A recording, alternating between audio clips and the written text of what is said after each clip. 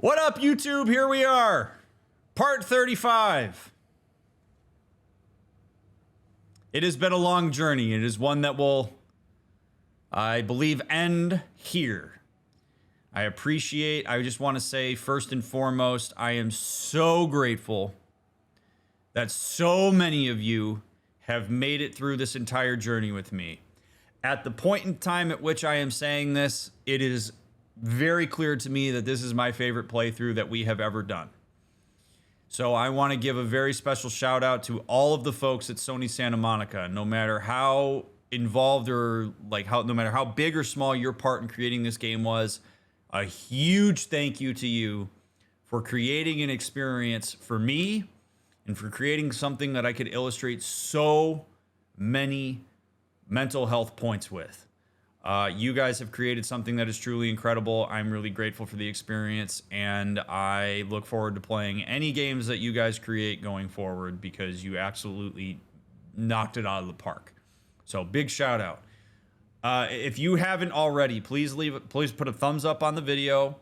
Leave a comment down below at some point if you'd like. I would love it if you get to the end of this and you're like, hey man, here's how I felt about this playthrough. I love feedback on the playthroughs and stuff. So I appreciate the comments. I love reading them. Make sure you follow all the links in the description. After this one's done, check out my other playthroughs. I've got a whole bunch of them on YouTube.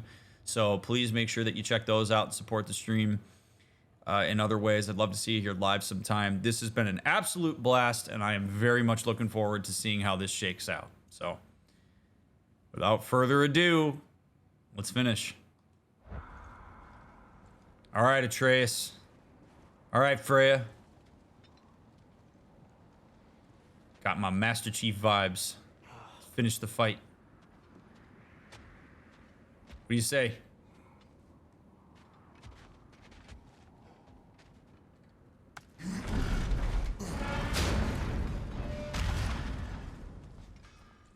No way. Oh, there's Lunda. Hell yeah. Hey, General Kratos, I got something you're gonna want before you go to war.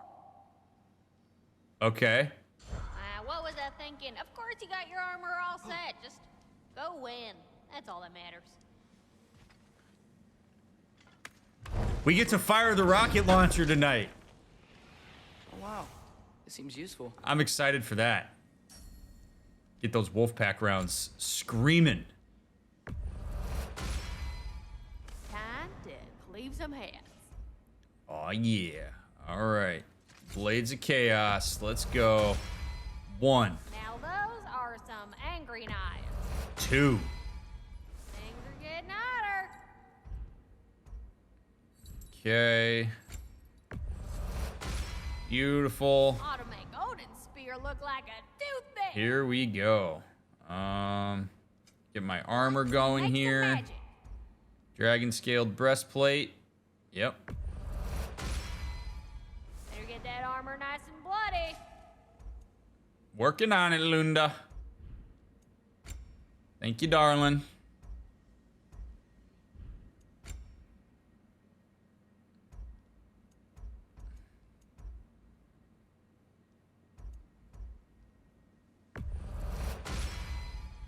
Woohoo! Looking good. All right.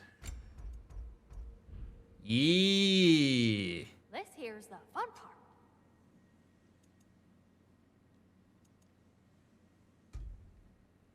Wanna talk to All me, right. Sam? Yeah, what's up, Lunda? What do you got for me? You have seen Sindri. Yeah. He ain't in a good place right now. But who is? I'm sorry, Lunda. I know you and Brock. Just tell me you're gonna get Odin. Tell me, whatever it takes, you're not letting that bastard walk away from this. You will not. Damn right. And if in the process you happen to tear him a bucket load of new holes in places he don't want them, I'll be rightly obliged. This has hurt everyone. Lunda included. See, one of the things that can make grief very hard to bear witness to in the people that we love is it pulls on empathy. So she's got her own reasons to be hurt. But when you watch a loved one in pain, if you are attuned to that person, it is likely going to pull on bits of emotion that may be uncomfortable for you and may exacerbate whatever it is you're experiencing. Brock mattered a great deal to Lunda. Sindri matters a great deal to Lunda. She lost Brock, which has all sorts of stuff that comes along with it. And she never got to have like a final conversation with him because of the nature of how he died. So there's a whole bunch of loose ends with Brock. Sindri is now in an immense amount of pain, and she's watching him blame himself for a lot of stuff. And that's hard to bear witness to because she cares about Sindri, and Sindri is shutting everybody out right now. So in talking to Kratos, we see a bit of that emotion come out because she perceives Kratos as somebody who can do something about it, who can control the situation in a way that she cannot. And a lot of people, when they're bearing witness to grief and grieving themselves, want control. Or they look to people who they believe have control. And it's a pretty powerful force.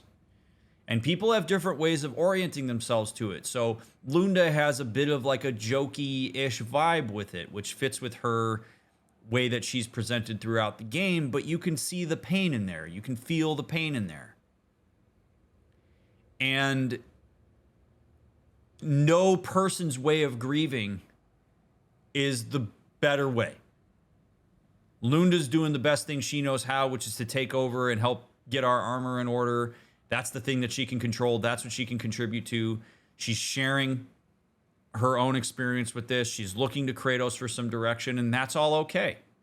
But it's very painful to grieve and then to also experience empathy for the grief that others are experiencing, particularly if they're experiencing it differently.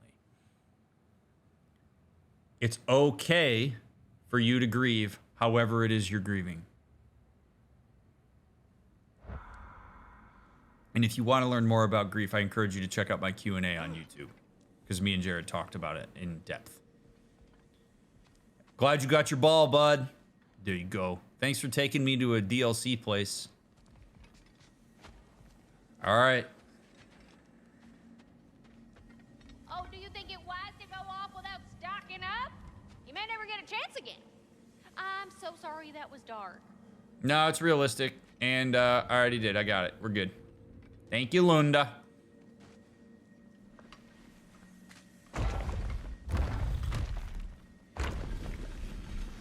General. Sir? General? General? Sir. Hey, bud. General. Okay, do I think that decorum in this level is dumb? Yes. That's just more of a personal thing. Like, I just think it's kind of dumb that all of a sudden we do this. But I'm going to take my personal opinion on this out because I actually think that that's pretty cool. That there's a recognition and a respect for the fact that Kratos has decided to do something that's difficult for him, which is to go back into leading all these people into war, something that he's been trying to avoid like the plague since we started this.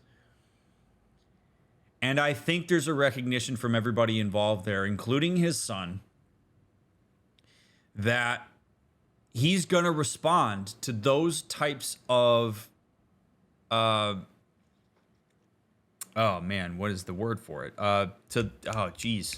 He's going to respond to those words because he's a Spartan and he's used to rank and file and he's used to having some level of hierarchy, titles, thank you.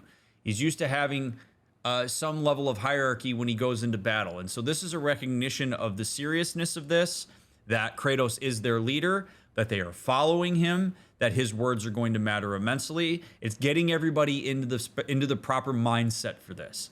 And I can appreciate that from a here's what is needed in this moment standpoint. See, there's this real push a lot for egalitarianism in moments like this.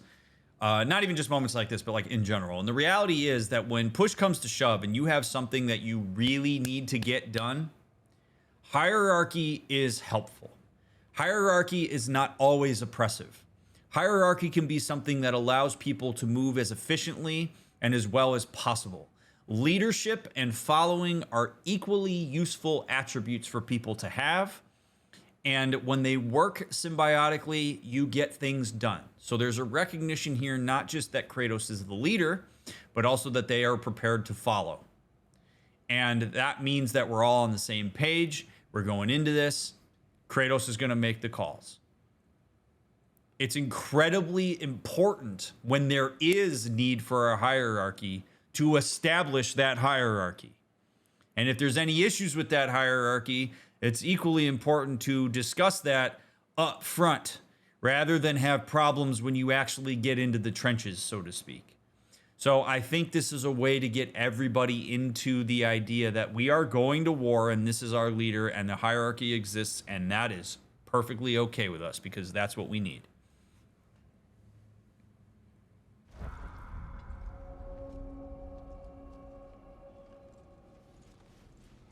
It doesn't mean that Kratos has to demand it. Doesn't mean that they have to. I mean, Freyr being like, "What up, dude?" is fine. I think that's totally fine. That's how he is. Man, I haven't seen this since God of War 2018. I love that all the rocks are still here. Oh boy. Here we go, homies. This is gonna be wild.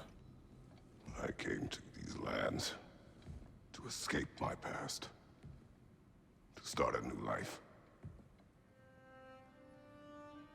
I can hide no longer.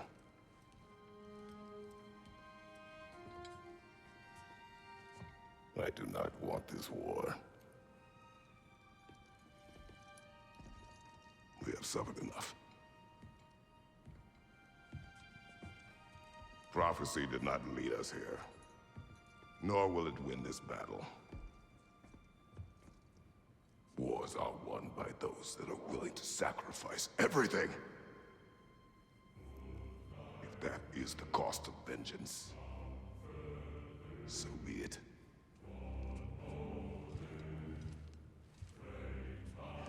Odin has taken so much from us already.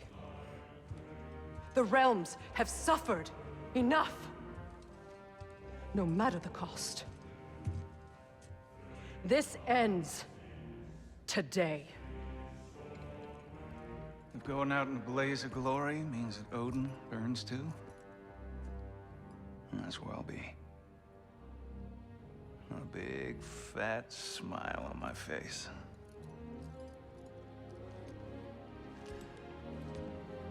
For Brock.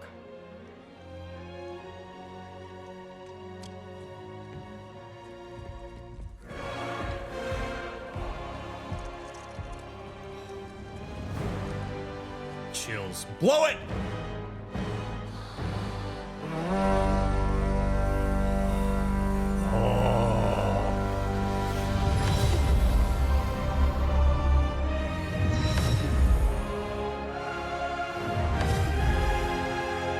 Just fire that rocket launcher.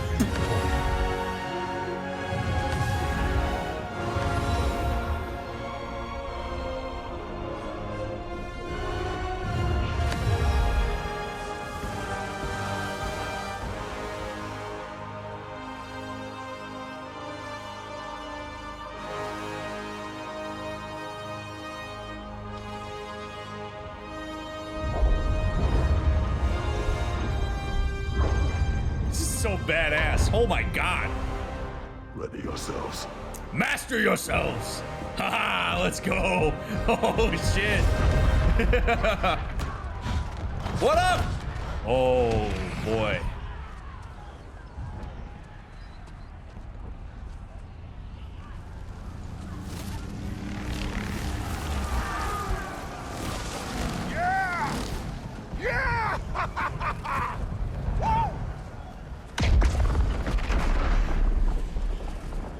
The Muspelheim Tower has fallen. And if Odin goes after Niflheim next, They're trying to shut out Ragnarök. we gotta stop those war machines. Dude!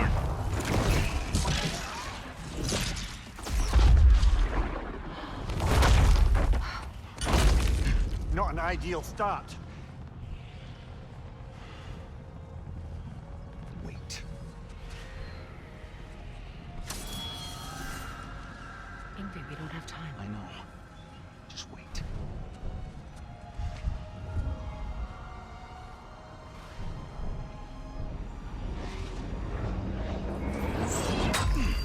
Ingrid? Ingrid! Well, we got work to do. You three, follow. Atreus. Freya, with me. Watch our flanks. To the war machines.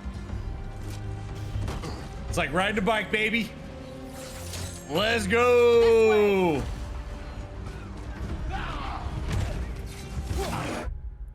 Ultimate sign of trust is who do you allow to cover your back?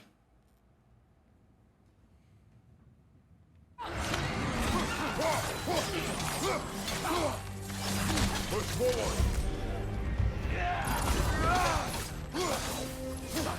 Keep moving.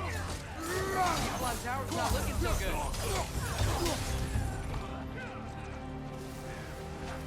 There's still time. We have to. No!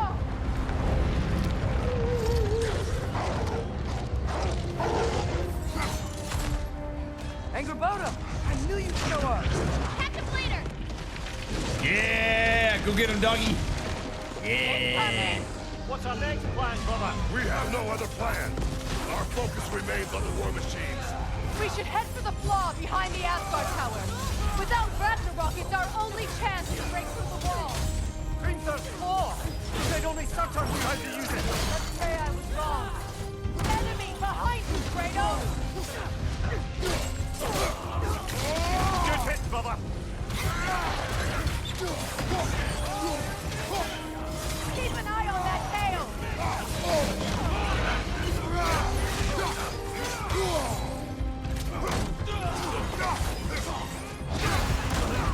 The war machines. We use them to breach the flaw and strike the city with our allies. Sounds desperate. Good.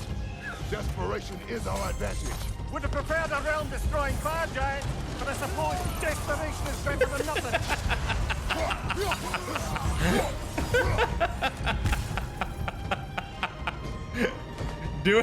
Doing our best, Mimir.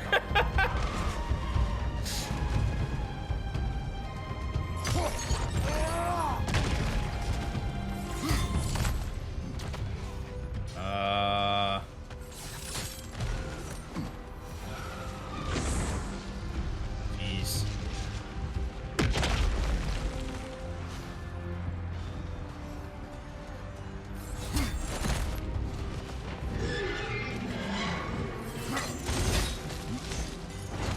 I totally agree. This feels like a set piece from Mass Effect. Odin's new Valkyrie queen is Gná. This complicates things. I would think so. Then we must hurry. Damn, dude.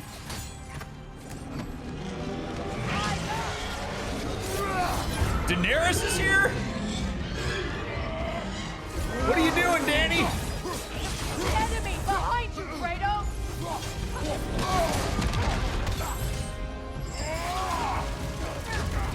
Behind you, brother!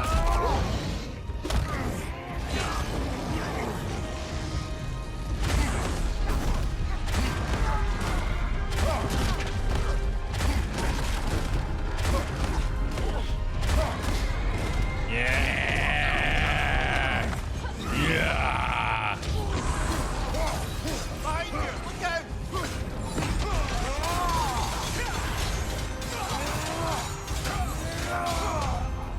Incoming left side!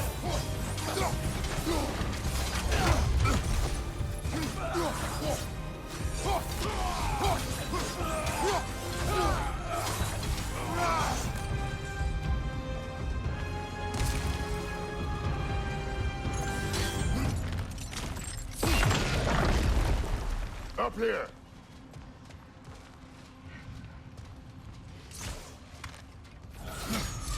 And then up there. Jormungandr! A welcome sight! Yo! Us from Midgard! Furious!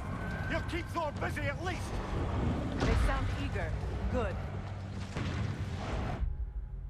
Okay, so this is just a thought. Okay, first of all, that's badass. Also, if if Atreus could put Fenrir into the Garm, I would love it if there's like another big badass snake from like back when he put that marble in the snake and it slithered away. Like maybe it got like gigantic and it comes in here. Like, let's get me 2 of these things. Let's go.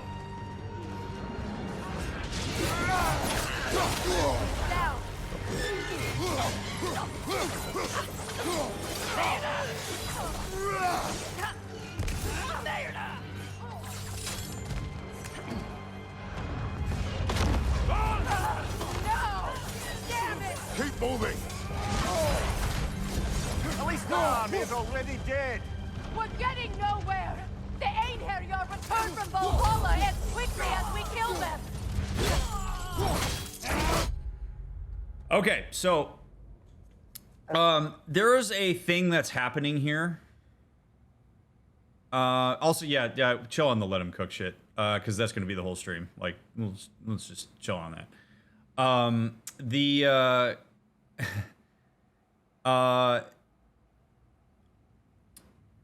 There's a thing that happens when people get into like times of intensity and adversity that is really important from like a performance standpoint. And right now, one of the things that we need everybody to do is perform at their best. And we're starting to see this from Freya here. Freya is getting distracted by pieces of this that are not within her control. She's looking out into the horizon. She's seeing stuff fall. Her anxiety about all of what's happening right now is starting to build, and she's starting to get into what ifs because a lot of this is going in a direction that she wasn't anticipating that it was going to go. Like, this is a shit show. You have to basically anticipate that something like this is going to be a nightmare. So this isn't going as planned, but it never was going to go as planned. So one of the things that we need to do in a moment like this, which Kratos is particularly great at, is you have to divert your focus back to what you can control in your immediate environment, which is the enemy that's in front of us and the path that we're trying to take. It is responding to the variables that are ahead of us.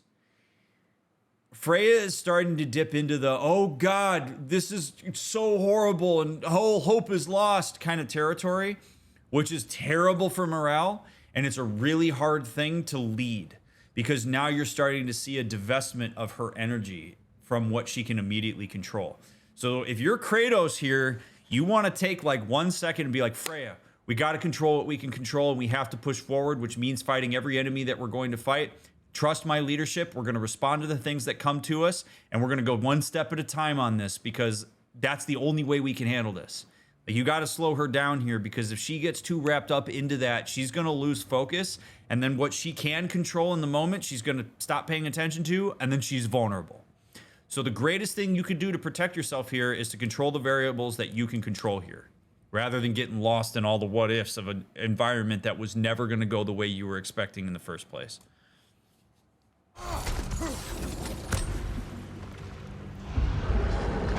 And that goes for really any performance. Like, you want to focus on the variables you can control in that moment. Dude, that snake is so badass. Yeah. We are running out of armies. No. Keep going. What up, boys? Looks like the giants made it after all. The snake looks different. He is different. But when I was away, never mind, later. The Einherjar's linked to Valhalla. My sisters and I must sever it. Go. Still no sign of the dwarves. Sindri won't let us down. We have to trust him. Rally all you can. We will make for the Svartalfheim tower.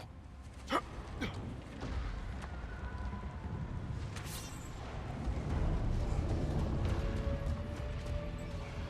what's the plan? How are we gonna breach through all without Ragnarok? War machines. Oh, so we're pretty desperate, huh?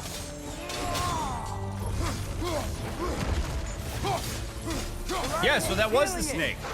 So that is actually the snake that he put his thing into.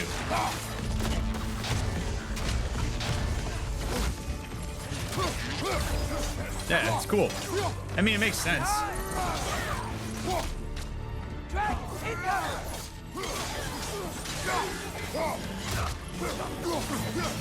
Damn it! Ragnarok is supposed to be here! So that means that the other snake needs to be around here somewhere. Whoa! Whoa! No, god damn it. Get out of here. Yeah! Let's go! Get out of here! No! That Valkyrie followed them through the realm tear. Good friends. She'll be fine. We got more important things to worry about. Even if we can breach the wall. Nice. Perhaps it is better this way. Better for who? Nice. Kratos is struggling. Okay, so this is really interesting because I love that this is, oh god, this is beautiful. Atreus took over for his dad there, necessarily so, because one of the things that's happening, I think, with Kratos is even though he's focused, this is really hard for him. He never wanted his son here, and that's so deeply baked into his gut that he can't really divorce himself from that while this is happening. So he pauses there with Angerboda, I think because it's sort of catching him. He's so focused on Atreus here. And Atreus is actually a confounding variable here, because he puts Kratos at a disadvantage, because Kratos potentially could make some stupid decisions here in an effort to protect his son instead of do what needs to be done here. It's why I actually prefer having him with Freya and then having Atreus on his back, because Atreus isn't in his purview. Atreus being in Kratos' vantage point here is something where he's really going to have to master himself and recognize the way that he gets constrained by Atreus' presence, because that's something that can lead him astray from what needs to get done here. And we see that. And Atreus shows that he's learned an immense amount from his father, because he essentially takes the role that his father has traditionally taken on with him, which is, we're going to have to trust her. We're going to have to trust Sindri. We're going to keep moving. We're going to control what we can control. It's really good stuff. And the hope would be that, not maybe right now, but that eventually Kratos could internalize that and be like, sweet. My son did a really good job there.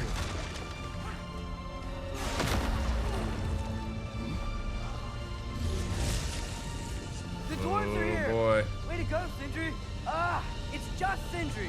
Delightful. Odin's in for it now. Oh boy. I know, I'm late. Where is your army? No more dwarves are dying for this. Sin, Save it! Odin forced them to build those war machines. And I'm here to tear them down. Before you break them, you must turn them on the floor. Fine. Leave it to the dwarves to clean up after the giants.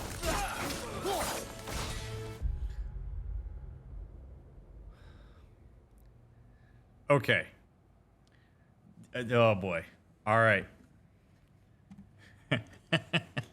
We're gonna break this down, and I can already feel that there will probably be a section of people that are not gonna like what I have to say here. That is not Sindri's choice. I am not a fan of that. I do not appreciate Sindri doing that. That's for the dwarves to decide. Sindri can go in there with the information, say, here's what's going on. In my opinion, I don't think we need to go because we've done enough. But give the dwarves a chance to actually exert some agency. One of the things that Odin has done to the dwarves, amongst many other people, is he has basically made an impossible situation for them where they have lost all autonomy. They've had to build things they don't want to build. They've had to do things that they don't want to do. They've been subjected to just consistent oppression. And this is an opportunity for the dwarves, should they so choose, to fight back. Notice how the elves decided, yep, we're cool, on our way, when Freyr went in there. Sindri has undercut us by making a decision on behalf of all of the dwarves not to get them involved, because he believes that they've already been oppressed enough and that it shouldn't be their responsibility to do this. When the reality is, if this fails, the dwarves are in big trouble. Odin's not going to go back and say, hey, dwarves, I really appreciate that you didn't join the Battle of Asgard. So as a result, I'm going to give you all a 3-week all-expense-paid cruise to the Lake of the Nine. He's not going to do that. He's going to come in and be like, well, this is a shit show, and you all are going to clean it up because you're my lackeys. I don't appreciate Sindri making that call on behalf of the dwarves. I think it's irresponsible. And quite frankly, to an extent, I could make an argument that it's pretty selfish. I think Sindri is probably worried that because Brock died at his hands, which again, we've already established is not actually the case, that any dwarves that would die in this battle would be his fault because he's the one that rallied them to the cause. When the reality is the dwarves should be able to choose whether they'd go into this fight or not. He's not drafting them. He's just saying some shit's going down in Asgard. Are you in? To which I'm sure many of the dwarves would have said, absolutely I'm in, because this is my chance to take it to my oppressor in a way that I've never been able to do before. You're telling me Kratos is there? Hell yeah, I'm in. So I don't appreciate him making that choice. No,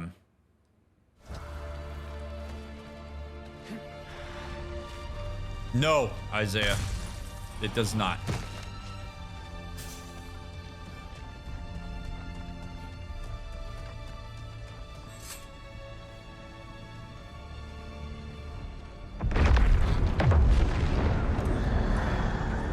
Yo, Dr. Manhattan. What time he showed up.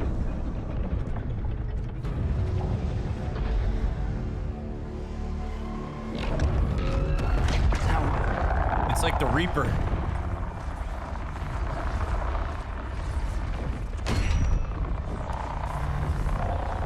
You don't get to use us anymore. Yeah!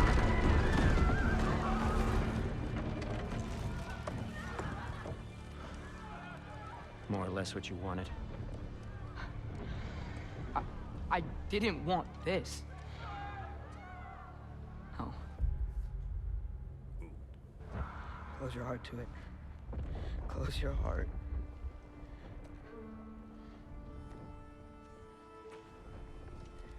Oh, baby. Oh, baby. Okay.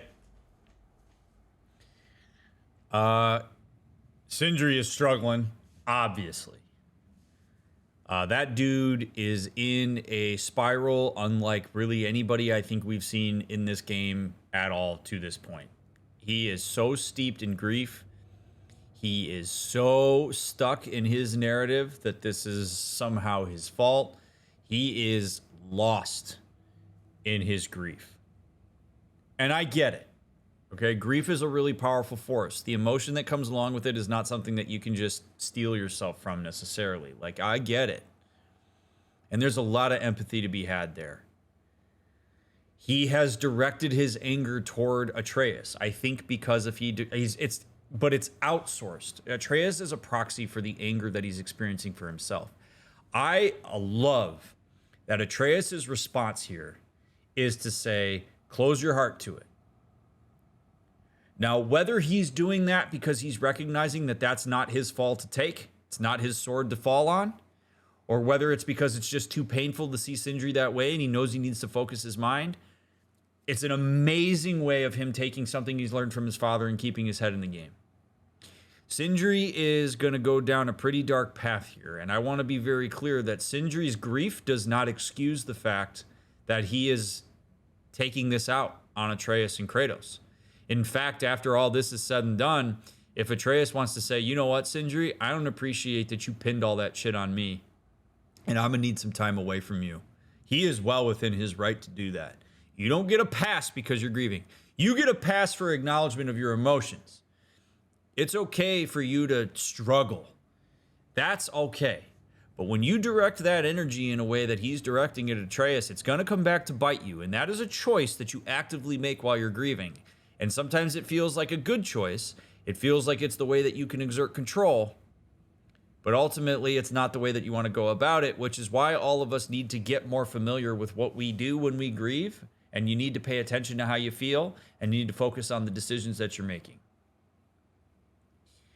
But Atreus is deeply affected by all of this, seeing Sindri struggle, seeing everybody die, wondering whether this is all his fault, because again, Atreus is also going through that. So the fact that Atreus is saying, you know what, I need to close this off and I need to focus on what's in front of me, good for him, because that is what he needs to do here. We do not have time for Atreus to have to sit here and experience empathy and validation and acknowledgement and all of that stuff. There's a time and a place for that. But when you're in the trenches dealing with adversity, you have to focus. You have to keep controlling the variables that you can control. Your emotional experience is not one of them. Your response to it is. What's the best way to go about to determine whether to be kind, patient, and soft, or kind and patient but more aggressive? You can use an iMessage. You can say something to like, hey, Sindri, I understand, or you wouldn't say I understand. Say, hey, Sindri, I appreciate and see that you are struggling. I get it, man. And that makes a lot of sense. I do not appreciate the way that you are engaging with me on it. So if you're going to continue to blame me and you're going to continue to take that kind of tone with me, you need to, I'm going to stay away from you. I'm going to leave, or I'm going to have to ask you to leave. You set a boundary by using an iMessage and talking about your experience. Who are they? Midgardians. Odin took them in. They shouldn't be here. They're not soldiers. Odin put them in our path to die. Yep. Mm-hmm. It's war. Wars are won by those who are willing to sacrifice everything. Yep.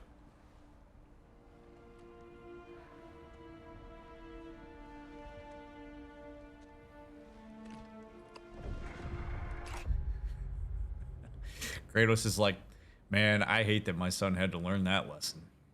Like that look. Kratos is going through it, man. He's going through it. He's watching his son have to make conclusions that he had to make long ago. And it's the last thing that he ever wanted. That's rough. But you know what? He's doing the same thing that Atreus is doing. Close your heart to it. And let's go. What are you doing? Son, listen closely. You feel their pain because that is who you are. And you must never sacrifice that. Never. Not for anyone.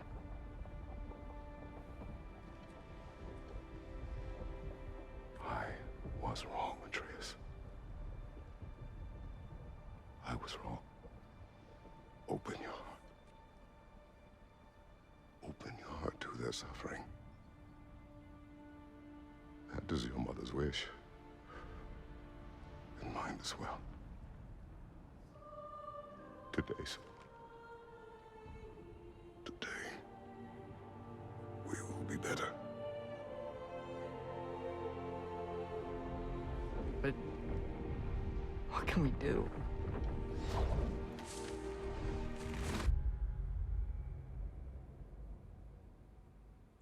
Whoa.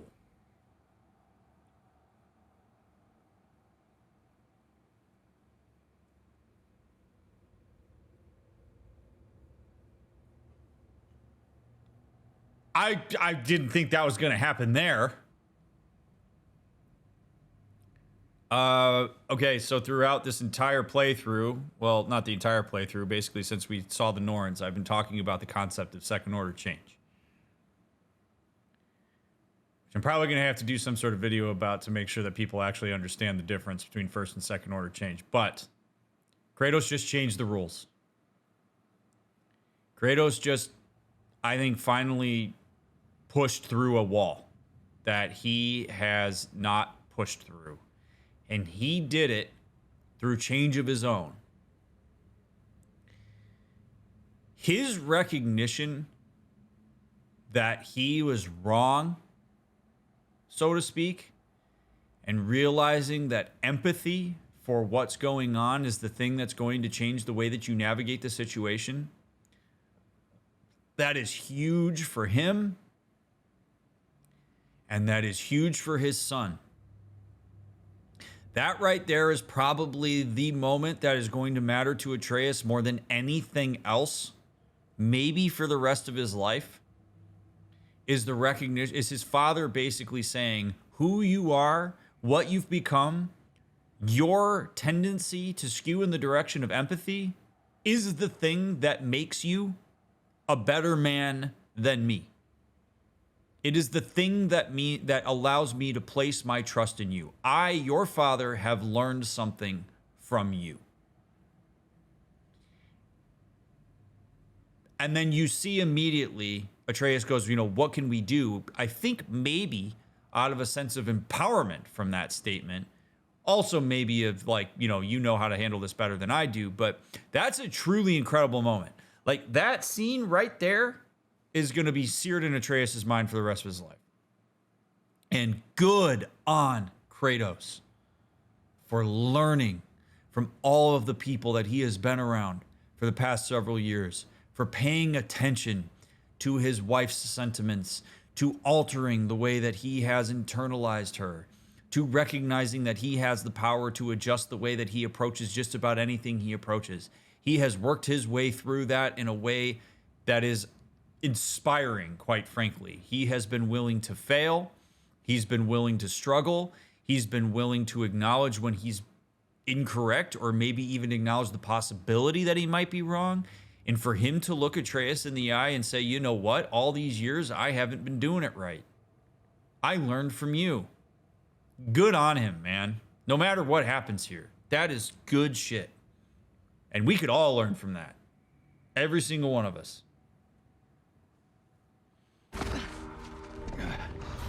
See the size of that thing? I think we're gonna win. I mean, if they don't kill us first. Why have you stopped? Ragnarok is here. We finally have Odin right where we... We will stop Odin. But we did not come to sacrifice the innocent. We will breach the wall at Hrimthor's Flaw. With what army? Atreus and I will be enough. Bro! That's suicide. It may be. But we will die seeking justice, not vengeance. Can that weapon break open the flaw? Only one way to find out. You three. Get those people to safety wherever you can find it. We will see it done.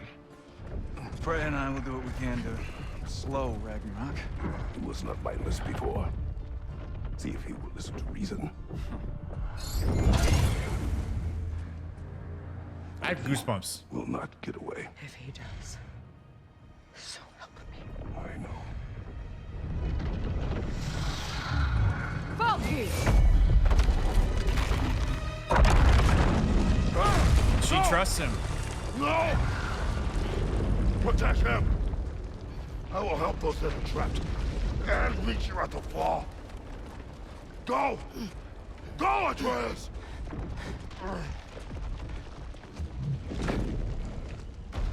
Oh, I gotta be Atreus. Shit. Okay. Sentry, be careful and stay behind me. You be careful. I'm here to fight.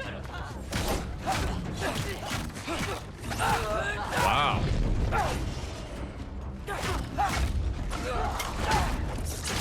Can I just say? No, you can't. Shut up and fight. This is not the place, Atreus. Truly, it is not the place.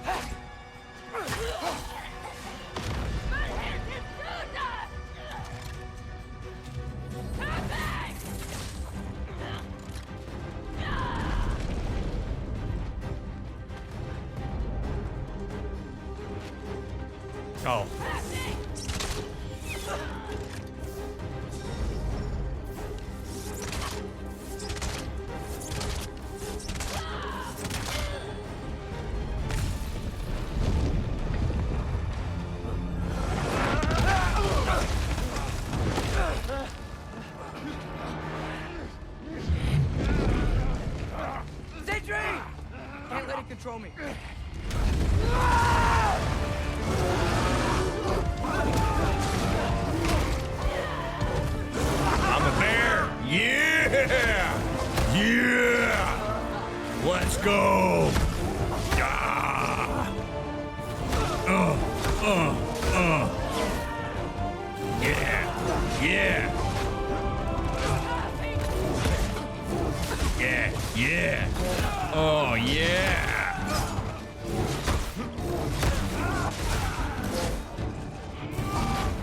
Yeah. I'm a bear. I'm a bear. Yes.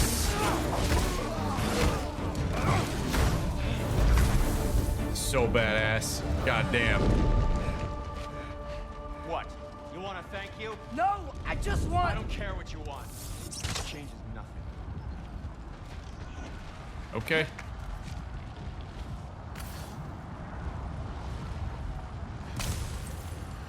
It's fine. Doesn't matter. You just gotta keep moving.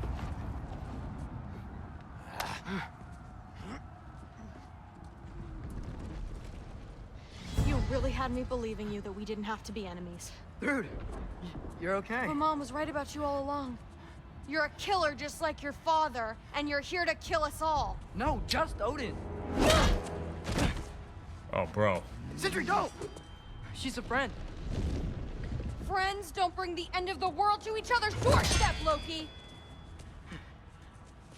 You're right. You're right. I made some bad decisions. You do that a lot. I'm not sure that's a defense.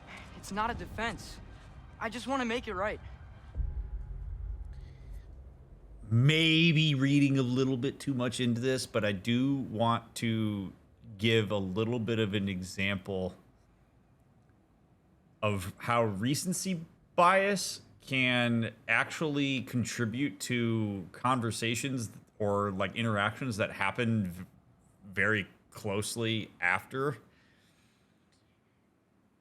Kratos just owned up to being wrong, and then Atreus is in a situation where he sees admitting being wrong as a potential option to try to close the gap between him and Thrud.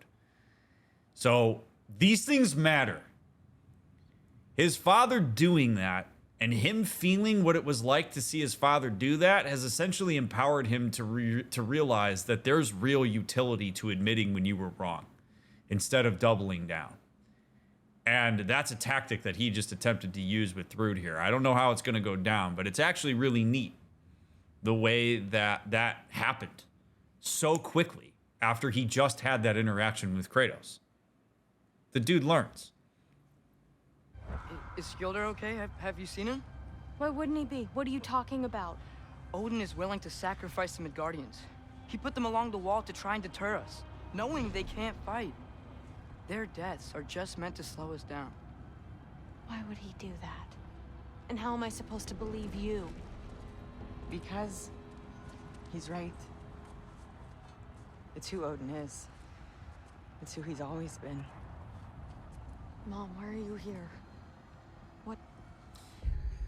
Okay, so first of all, damn. What up, Sif?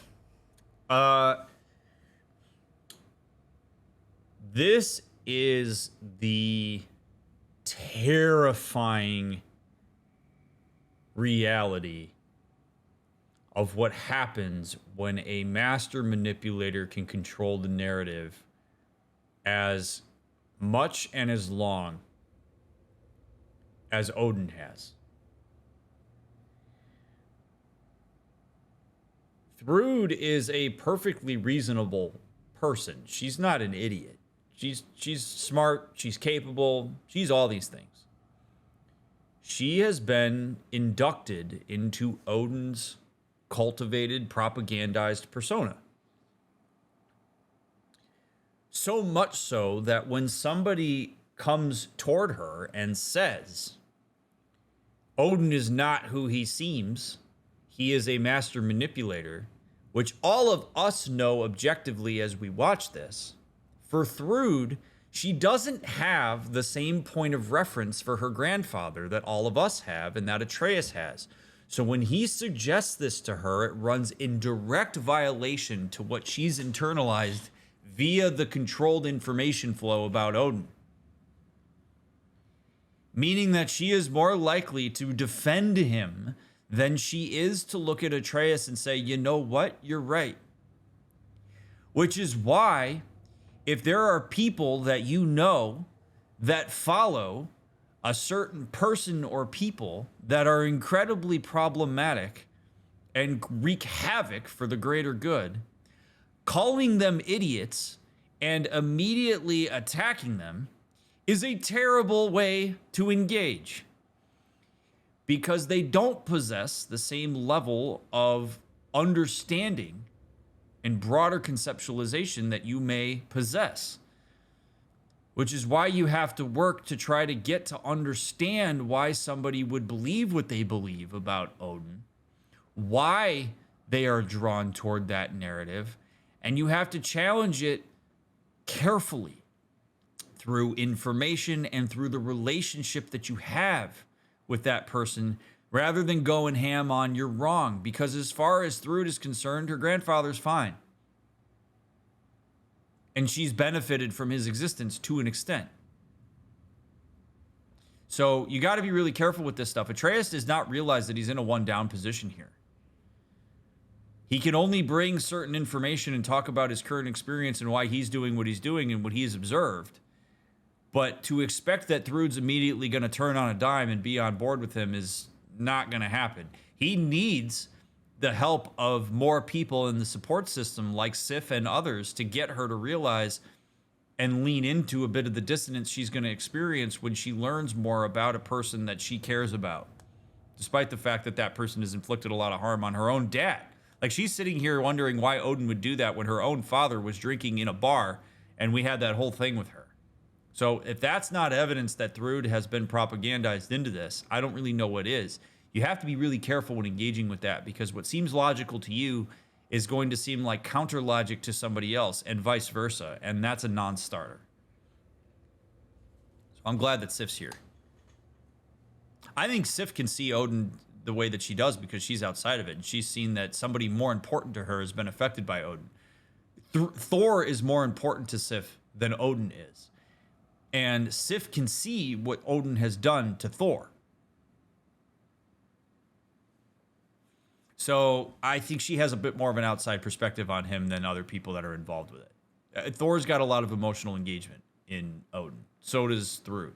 So do a lot of people, whether by force or whether by indoctrination. He'll sacrifice anyone at a problem in front of him. The Midgardians. Your friend. Our family, any of us.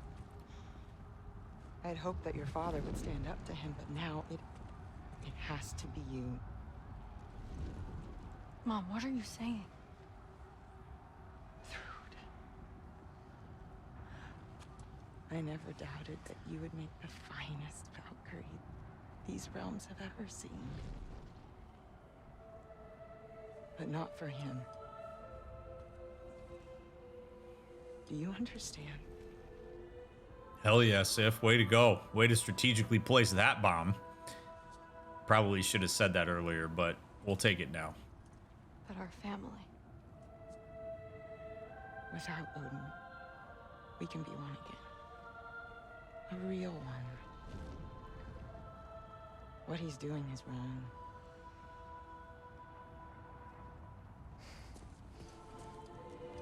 Damn. Way to go, Sif. He said if we held our ground, we'd be safe. He said we owed him. Yeah. You don't owe him your death. No shit. That's how powerful this is, though, friends. If you think that you're not susceptible to this in some kind of way, you're wrong. It's kind of like, this is the thing, right? Like, it's people. I'm not blaming him for this, but like, this is real. People will go this far for people that are manipulative and abusive because they control the flow. Like the fact that Odin had people in droves go out in front of him, whether by fear or whether by patronage, it's terrifying. But people will do this. They absolutely will. They trust Odin. He has spun a web that makes it seem like he is acting in their best interest. And when he has the opportunity to pull the rug out from under him, he did it. because he doesn't care about them. He is take. He makes it sound like he's give, but he gives strategically. And then he says, you owe me. He's basically been priming everybody up via a sense of reciprocity for the moment that he could pull the rug out from under him. And say, go hold the line. Go do some really dumb shit that's not in your best interest because you owe me, and people will do it. It's terrifying. But we're all susceptible to this under the right conditions. And knowing that you're susceptible to this kind of thing is really important because it can help you be more critical about what's going on around you and engage more with your own sensibilities around these things. Doesn't mean that you have to be staunchly independent to the point that you force off everything. What it means is that, like, you really want to think about this stuff and ask yourself, is this person who is in power, who controls this information, really acting in my best interest? And will they have my back when shit goes down? Or is the expectation that I have theirs when shit goes down? It's an important distinction.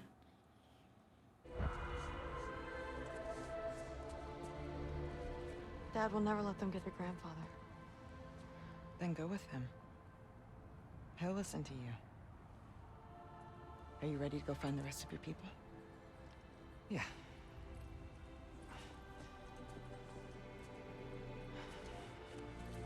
That the battlefield's that way, bud. I love you too.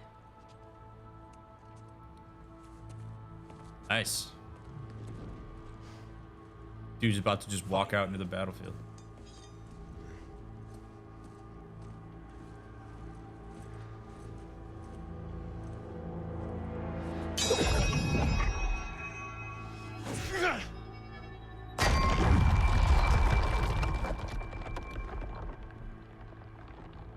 Shoot it.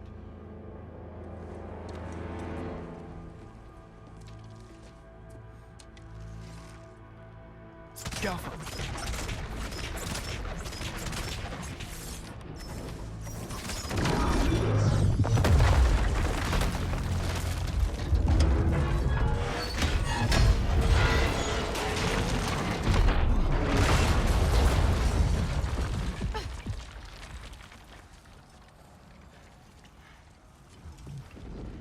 Well done, son. Well done.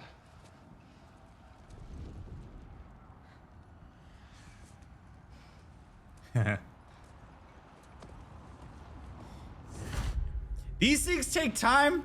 If you're sitting here and you're like, Thrud, don't be a bitch to Kratos, you gotta chill. She just got walloped by a 2x4 from her mother, okay? Thrud doesn't owe Kratos immediate, like, hey, bro, we're cool. She's gotta let this stuff sink in, okay? Her world just got turned completely upside down here within the last, 5 seconds. Like, you gotta give people a bit of time. You're not entitled to people just immediately turning around because of the new information they got, all right? So, it's so funny to me because the way that was presented is, Thrud's still like, nah. You can understand that, all right, cool, she didn't try to throw a sword at my throat like she did with Atreus. She's got a lot to process here.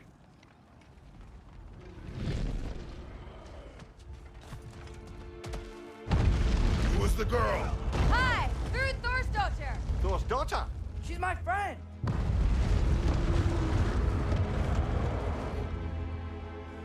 Don't you see the resemblance, Kratos?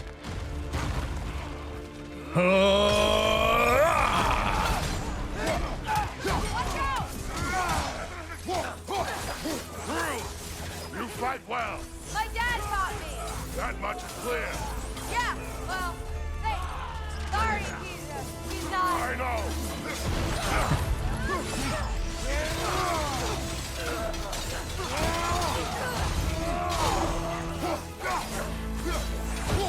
Look out!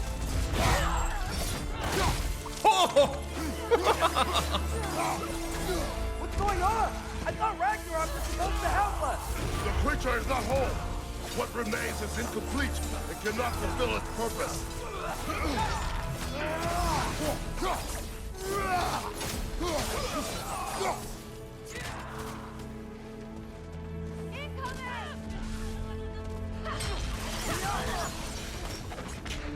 Let's keep it moving. Where'd Sentry go? has done his part. The rest is on us.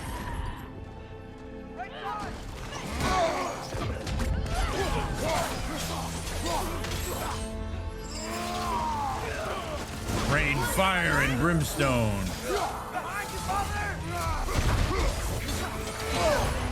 Bifrost! Tread carefully, brother.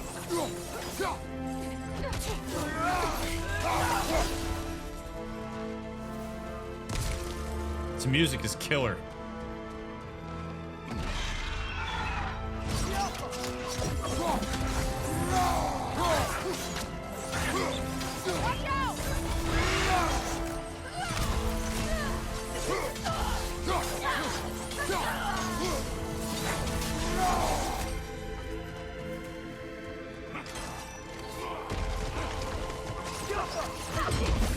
What up, big boy? Stay in control of it, brother. I know. Press it.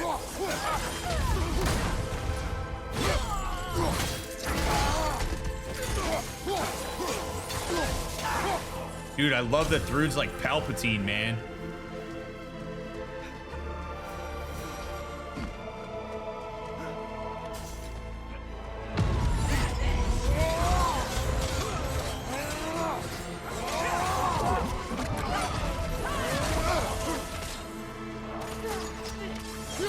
Get out of here. See ya.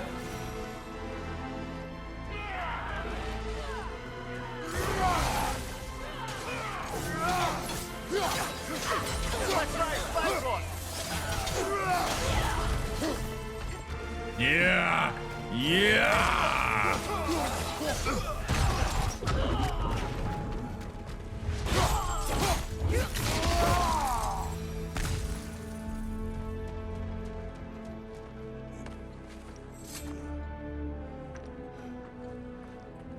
Looks more like Muspelheim. Lodge. That's where we gotta go.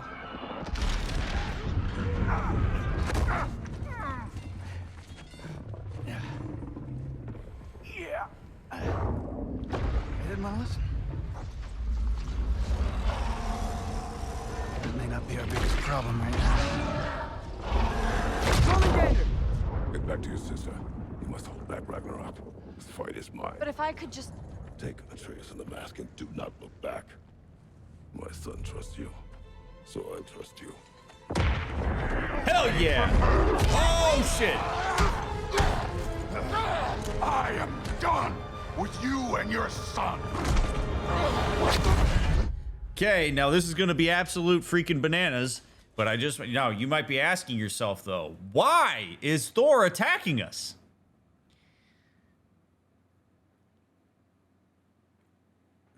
Deep down, as awful as Odin has been to Thor, as manipulative and shitty and mean and nasty as Odin has been, what makes that so powerful and also makes this incredibly tragic is that he's still Thor's dad.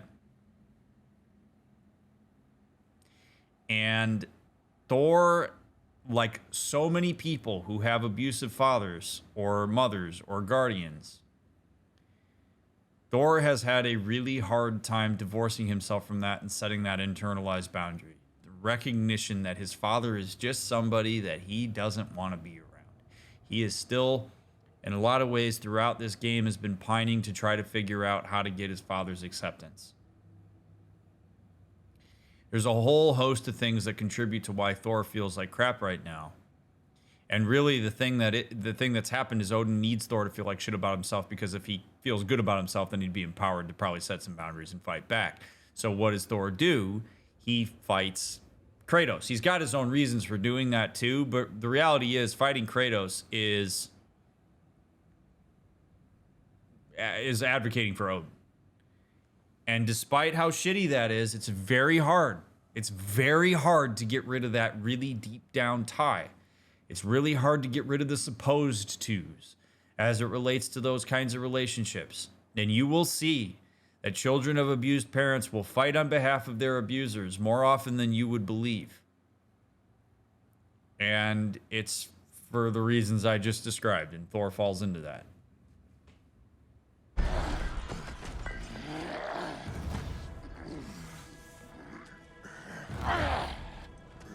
And yeah, No we more attacked his family fucking too. games. And this time, I'm allowed to kill you. We do not need to do this. We do. It's what we are. Won't be enough. I can take. Whoa. Can you?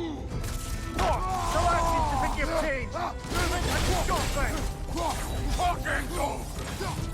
Fight and die. Oops. Hit the wrong button. That it? You know what? Let's go. How about we make this familiar?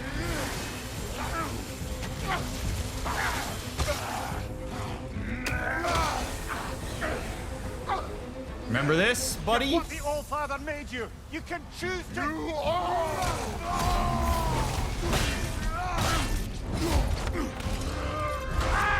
Mimir's trying. Give him credit. Go on, think for yourself, woman. You're first and falling down.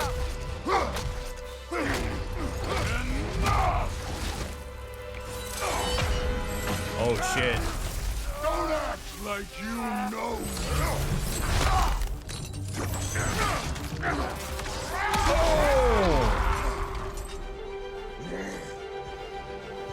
You attack my daughter! No! I did not. You bring this to my home! To my family!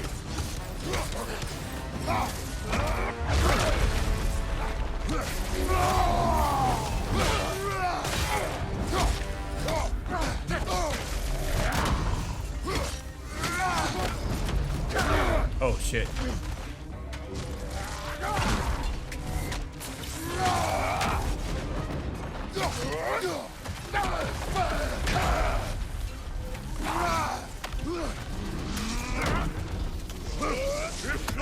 Ah. You'll die first!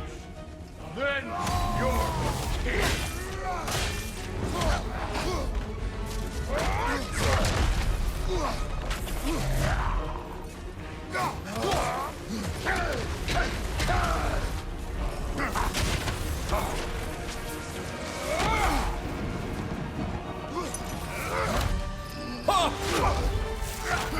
Oh shit!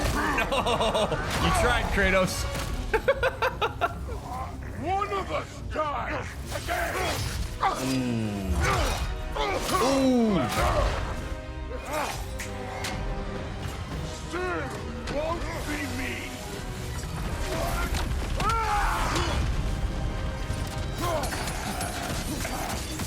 Stop! This isn't what Thrude would... Keep her name out of your damn mouth!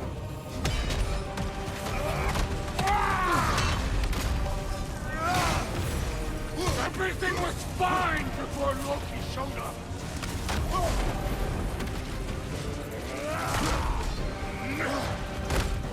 He almost convinced me!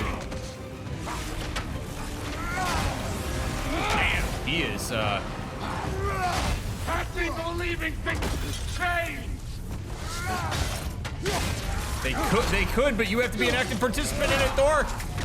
Things doesn't just happen. Listen to me! You have nothing I want to give!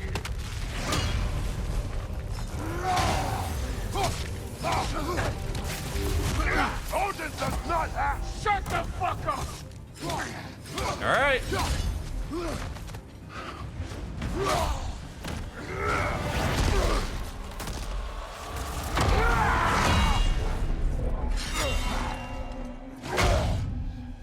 Come on!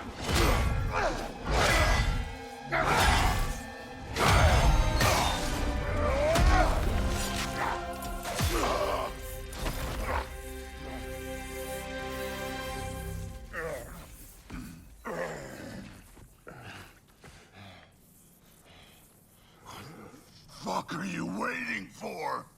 Your daughter. My son calls her friend. If you try to hurt her...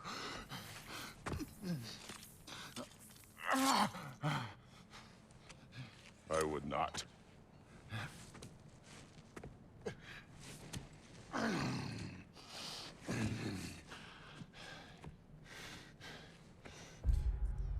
Thor's dealing with the same shit that Freya was dealing with way back when we were in Midgard and she was attacking us relentlessly and Kratos kept saying, I'm not going to do it. I'm not going to kill you.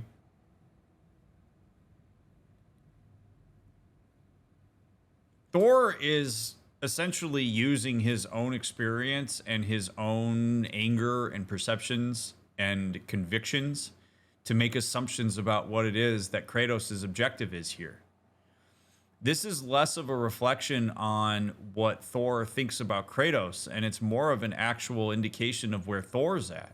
Thor would kill Atreus. He thinks that Kratos would kill Thrud because that's what he would do to Atreus right now because he's so blinded by all the wild shit that's going on for him psychologically. Kratos continuing to act in violation of that expectation and projection is making it that much more uncomfortable for Thor. It's creating a significant amount of dissonance that's forcing him to have to confront some of his own shit, which he doesn't want to do.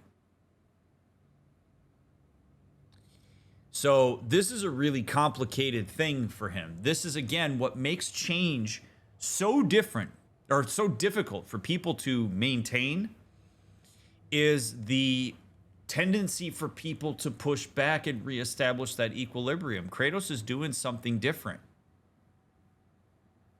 And Thor is like, no, this can't possibly be something different. This has to be just a different thing that's in the same direction that I'm expecting it to go. And the more it doesn't, the more anxiety comes up for him. The more this makes it a really difficult circumstance. And complicated circumstance, particularly in times of adversity when emotion is high, is something that people are going to fight against, not lean into. It's a really tough scenario for him here. Because he's already got it in his head. Kratos has to get Thor to unlearn what he's already told himself before Thor is going to have any interest in hearing what Kratos has to say. And that's a really difficult endeavor. Don't you know what I've done? Yes! But what will you do now? We don't change. Your dad doesn't change. Your dad doesn't. And you hate that. And for so long as you tell yourself that we don't change, it makes it a hell of a lot easier for you to understand your father. As soon as you get into your head that you are capable of changing, that you're capable of taking on what Kratos just said, you have to acknowledge that your father has chosen not to change. And that's painful because that means you have to recalibrate who you are relative to him. And that's a lot of work.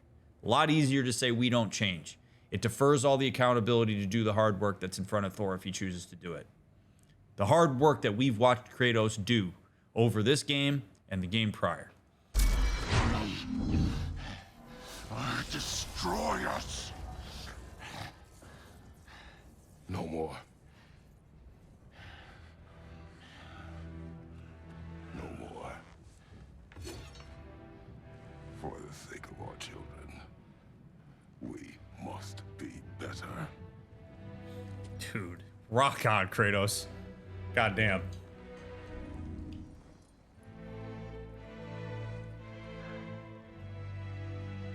Empathy, baby.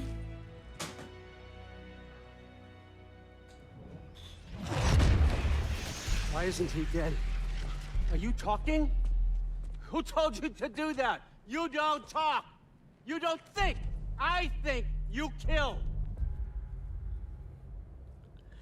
I'm sorry. Why do you keep pausing? I know, I'm sorry, but there's a lot to talk about here, and it's something that I really want to point out about Odin, because you learn a lot of information about people when they change their countenance and their intensity. The way that we have seen Odin throughout basically this entire game, save for the moment when he revealed himself as Tyr, is he is calm, cool, and collected. That's how you know that Odin's in control. Odin coming in here and freaking out In the same way that he did when he was holding Atreus by knife point and said, "I'm in control." That's how you know that Odin's off kilter. Odin being emotionally intense and steeped in frantic energy means we've got him where we want him. It doesn't mean that we need to close the door. Like, we don't need to go for the gut here. We need to still take inventory here. But him coming in here and being like, "What are you doing? Why are you still talking?" and having this franticness means that this is not going according to plan for him.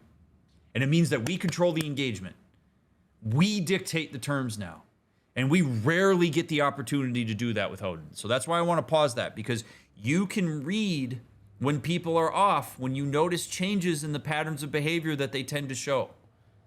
That's how you read it. Odin's not going to come here and say, "I feel so out of control right now, guys.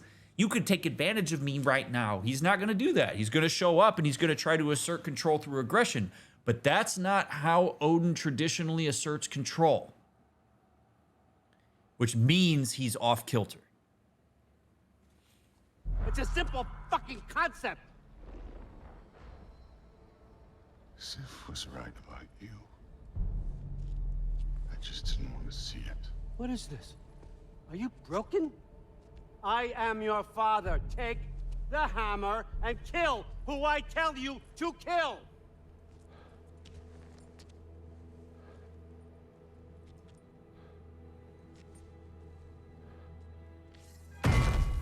No.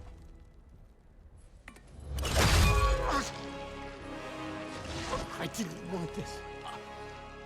I did not want this.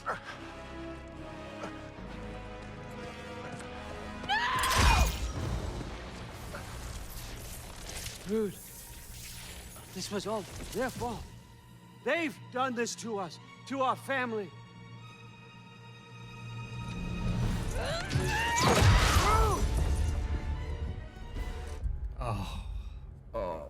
Oh, man. All right. We're going to break this down.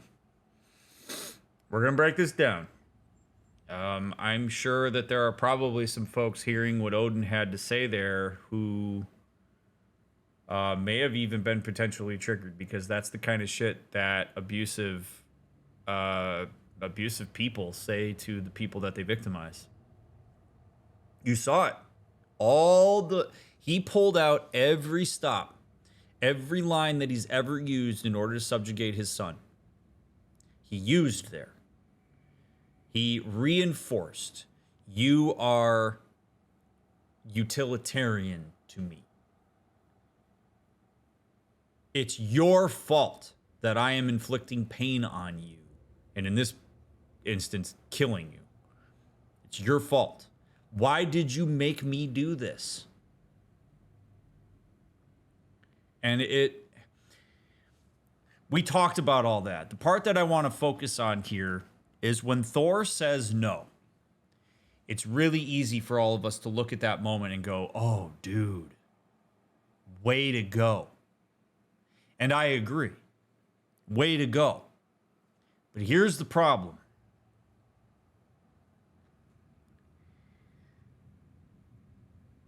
Thor standing up to Odin is very limited in terms of his ability to conceptualize the true depths that Odin is willing to go to assert control.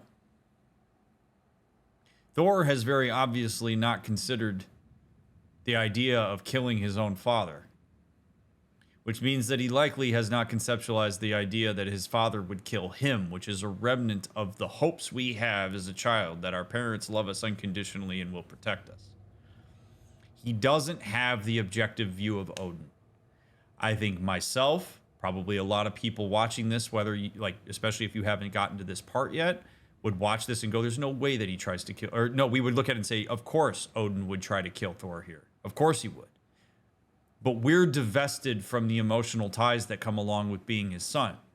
So the problem is, because Thor hasn't done all the work that's required in order to really reinforce that boundary, to really crystallize that you are somebody separate from your father who's capable of setting boundaries and deciding how to live your life, that no there comes with a level of naivete that Odin could exploit.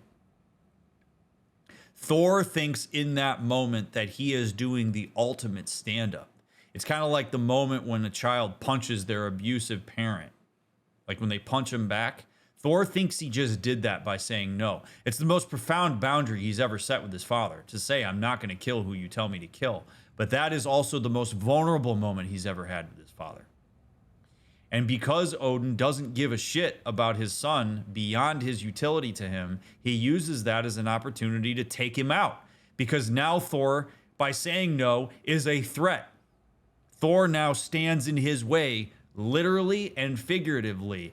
And Odin is willing to sacrifice anybody he needs to sacrifice in order to get his agenda, which is something that Thor would have come to understand after some lengthy work processing the nature of his father and his relationship to him. So it's really tragic and sad to me that that's the moment that Thor says no. I'm glad he said no, but Thor wasn't ready for the ramifications of saying no. And few people ever are when they stand up to an abuser. You have to really understand the scope of what you're working with here. And that little part of Thor that wants to believe that his father cares about him, let him down there. Because he has a skewed reality in the way that he perceives his father, which is not his fault, but it was his undoing, and it sucks.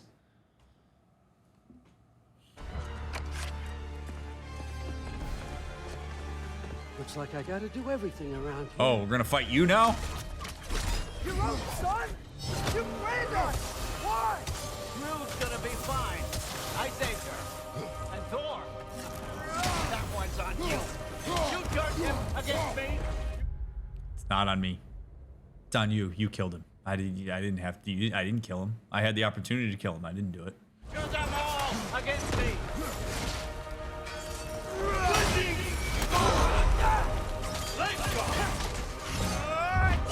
Oh shit! I hit the wrong button again.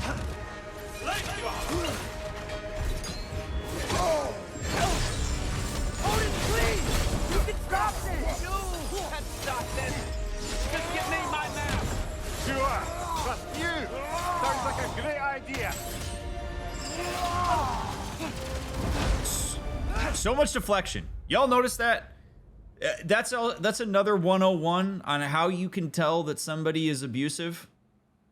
By the way, is when you try to suggest that they have some level of agency to change the bad things that are happening, they will immediately turn it around on you and say, no, it's your fault. It's the idea that, like, I am not responsible for any of the pain. I'm only responsible for the good stuff. If bad stuff happens, it's because you're violating boundaries. It's because you're causing problems. I'm just chilling. Everything I'm doing is in response to you. You could change it. You don't have to fight me right now. Just let me have my mask. Be mindful, friends. If there's a person in your life or people in your life who consistently divert accountability either back to you or back to others every time you try to hold them for things that they're accountable for, that you're using your own eyes and ears and senses to perceive and see, red flag. Boundary time.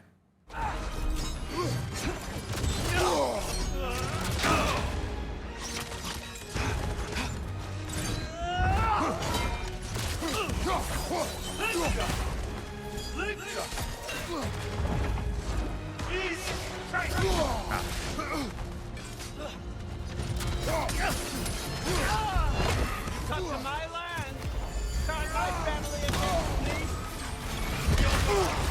Right, you turned my family against me. They can't, because they can't think for themselves. This all started long before you showed up. You are a Oh, great. a slave, God, killer. This is what you want, right?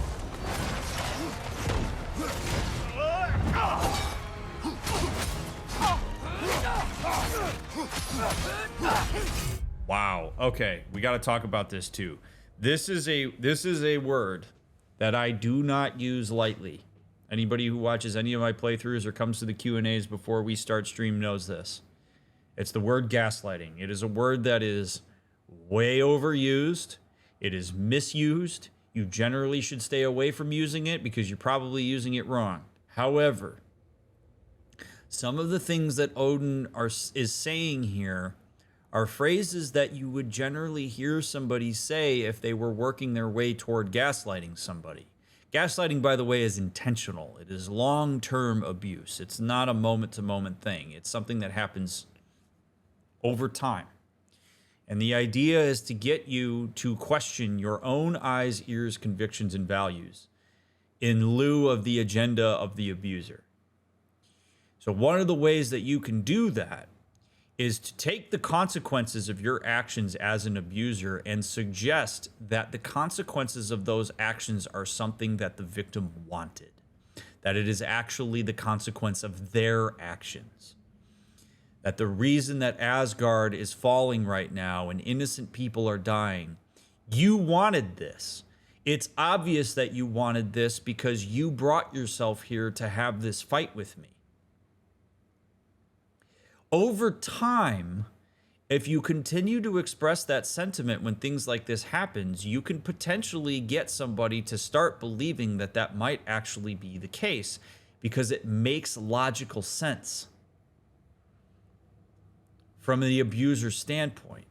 If it didn't make sense, you wouldn't sink your teeth into it and it wouldn't work over time. So it's really scary the way that this works. And we're seeing Odin pull out all the stops linguistically on the ways that he has pulled people into his agenda, propagandized them, gaslit them, abused and manipulated them. It works, and it's terrifying, and it's hard to get yourself away from.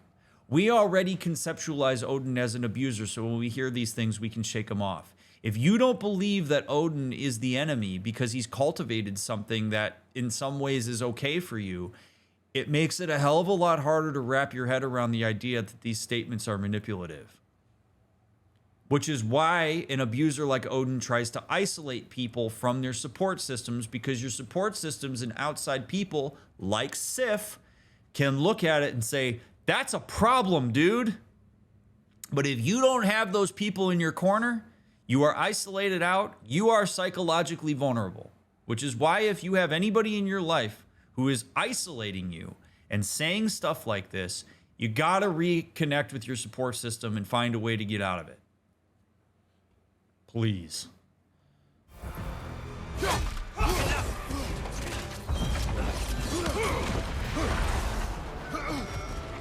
God damn it. How the hell do I get out of that?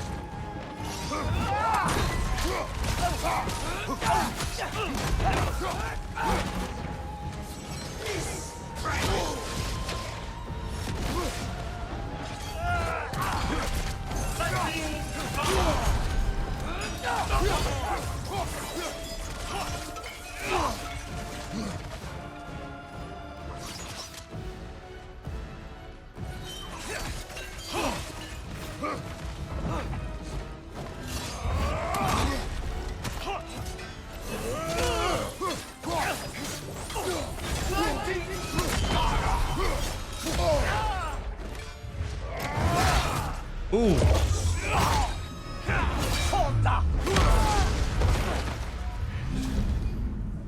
So, was this everything you hoped for? Was your plan really all that much better than mine?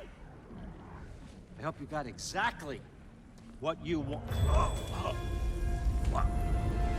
Oh, there she is. Oh, man. Think you're the only one who can craft a binding spell? I spent many long winters thinking about what I would say to you as I watched you take your last breath. But now, I realize there's only one thing I need you to know. You have no hold on me anymore. That's my frig. I forgot how good you look with wings.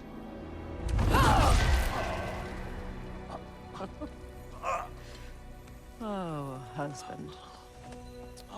You always sought knowledge well. Now, I'm going to teach you what it's like to lose everything. Bow to your queen! I always loved you, you know? Damn, he just doesn't quit. Okay, he doesn't quit. And this is the thing. Sometimes people are so far gone and steeped into their own shit that they don't quit. Odin ain't gonna quit. See, the thing that's really hard for reasonable people to do when they work against or with unreasonable people is they assume that they, somewhere in there, are reasonable. Odin is not reasonable. Odin is gone. Odin is so steeped into his own shit, there is absolutely no way that he's gonna come around. Like, he is literally being choked out by Freya, and he is continuing to do the shit that he did when he was around her to control the engagement. If that is not the clearest illustration of how gone into that he is, I don't know what is. And it's so hard for reasonable, empathic people to get into the mindset of somebody like Odin. It is beyond anything we could ever fathom that any of us would act like this. And that's where he's got us. Because we want to believe that Odin is redeemable in some kind of way. And he, at this point, isn't. He has not shown himself to be that in any way, shape, or form. And if you're asking me, death is the way here. It's the only way to stop him. Is for him to die. That's it. He ain't coming back. You've never loved anyone Except yourself.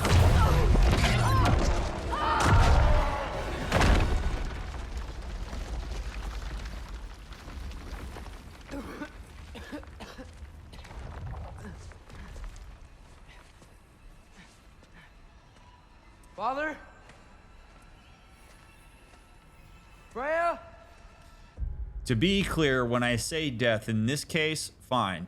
In real life, death means killing them off in your head and getting out of there. That's what I mean. To be clear, I'm not wishing death on people. I'm not like Mr. Death Penalty over here. Okay? Death as in you have to kill them off in your head. You have to live your life as if that person is not around. As if that person is not going to redeem themselves. That is where you will find peace with it as best you can. Kill the internalization. I'm not advocating for murder. Just to be clear.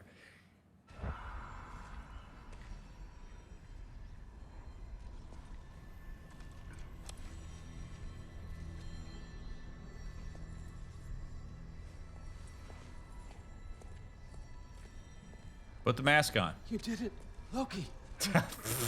No. He's an idiot. Okay, this is the thing, is when people like him get desperate, you start to realize he looks like an idiot right now. He looks like a fucking idiot, thinking that he can walk up to Atreus and say, Loki, you did it, bud. Come here and give Papa Odin a hug.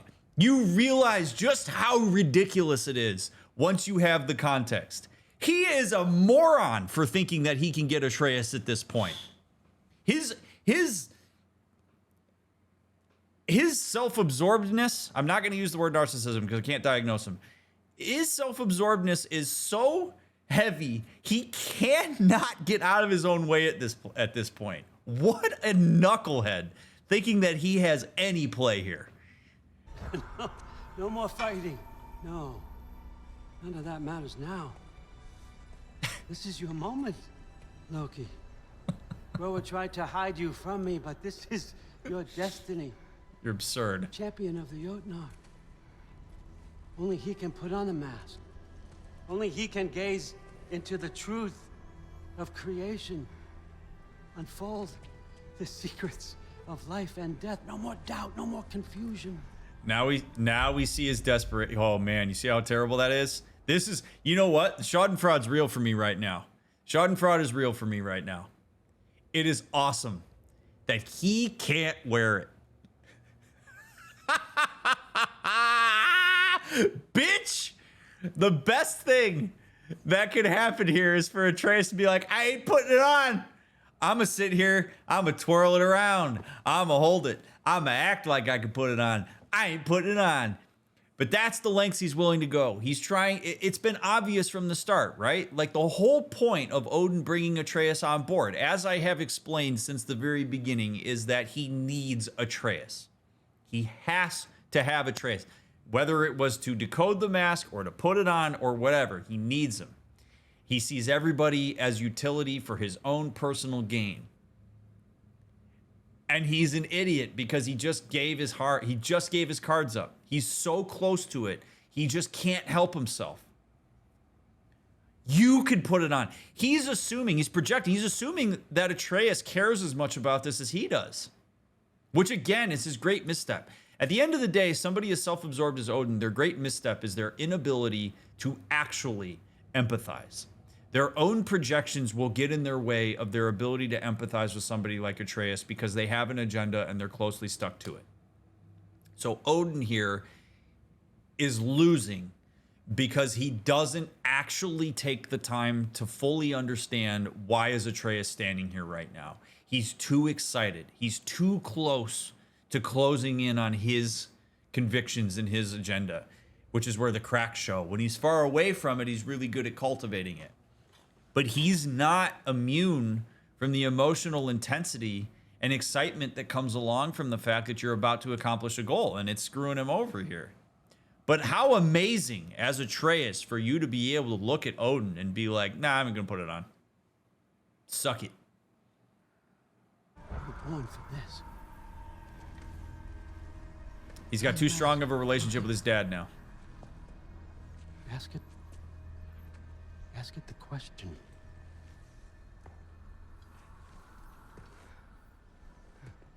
This is your choice, son. I trust you.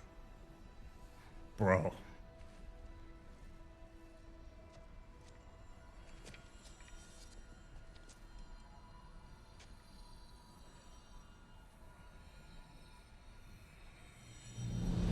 No! No! No! Why did you do that? What was it all for? You choose to be nothing!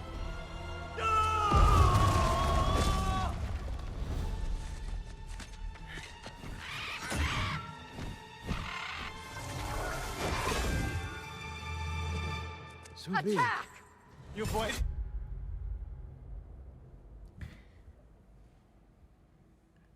Kratos killed it there. You know how hard that is to do? You know how hard that is? It is so hard in that moment to have something so pivotal, to have spent your entire life conceptualizing yourself as needing to protect and guide your son. To say to him in a moment where you know what the right choice is, I trust you. That is the ultimate facilitation of Atreus' autonomy. And that led Atreus to use all that he's learned to make the decision that was best. The ultimate realization of that autonomy and his father saying, I trust you, do what you think is right. It's awesome. It's so awesome. It's the culmination of all the change that the two of them have worked through in this game. Right there. It's a long time for this, haven't you, Frank? So have I. Too late for that. Fly! Whoa, what up, Ravens? What is that? Watch your left!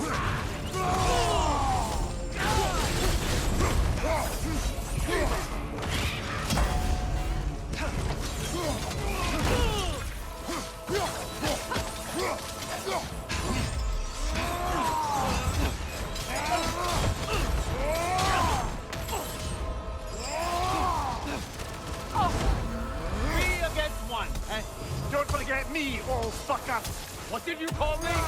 That one's for Brock.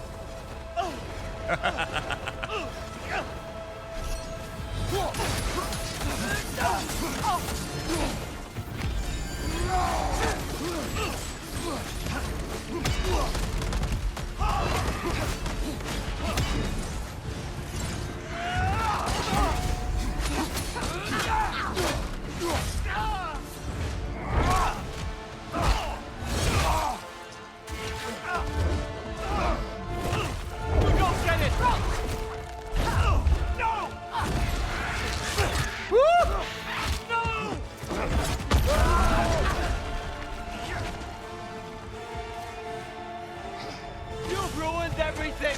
Everything I worked for! Everything I killed for! I just wanted answers! Look at that. Even a diversion. Everyone I've killed. So he owns up to killing people and says, you have made their deaths be worth nothing.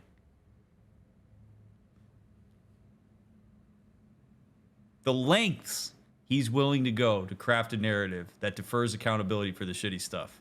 It's amazing.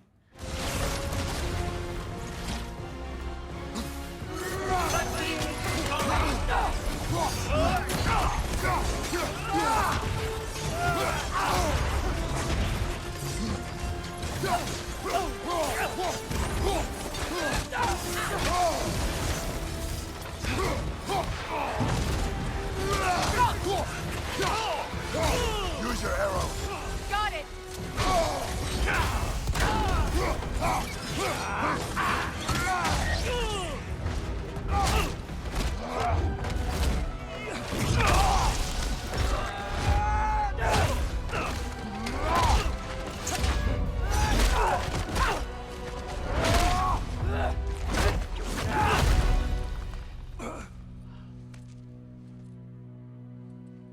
This was our chance, Loki.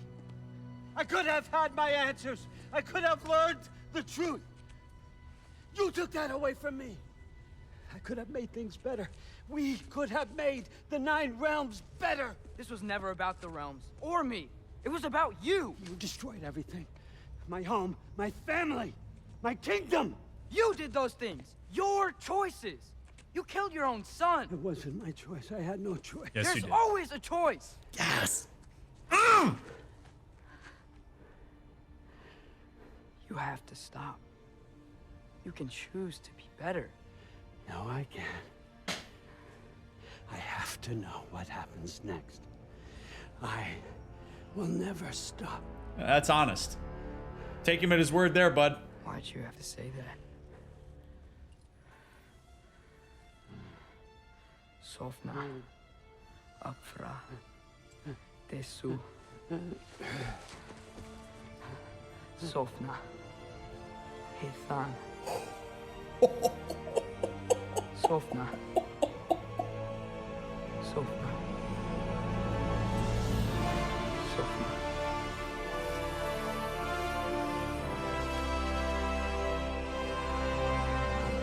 Oh.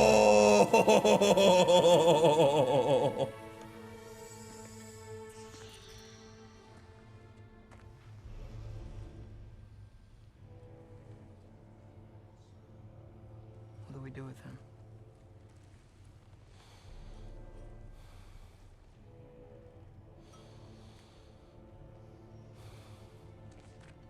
I swore I would never rob from you the choice between life and death.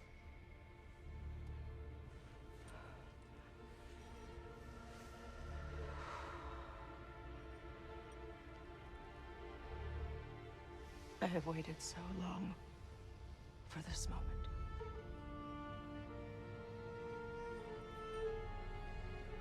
And now that I'm here,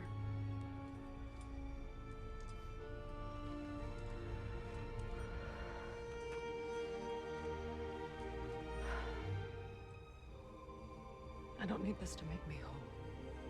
We stopped his madness. That's all that matters.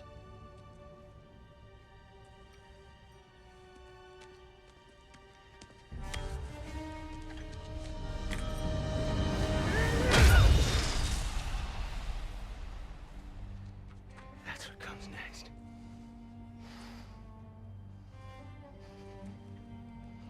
Love it. I love that. I love that.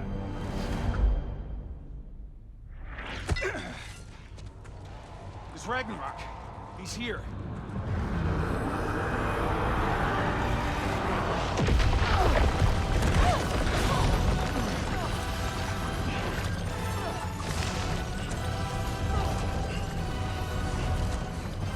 Time to go.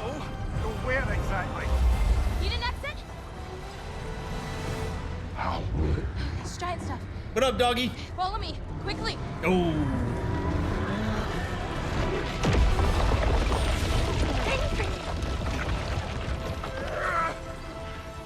What?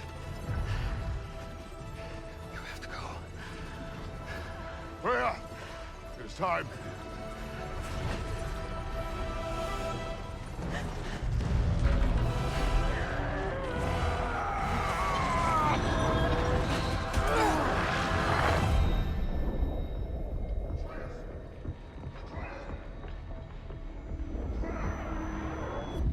Don't be afraid.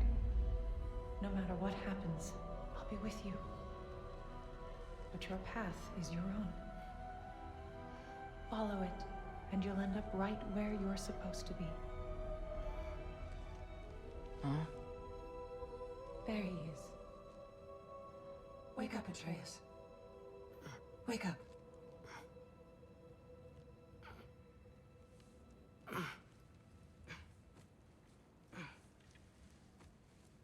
Glad you've come back to us. Hi. Where's my father? Somewhere here in the Holt. He'll be glad to see you.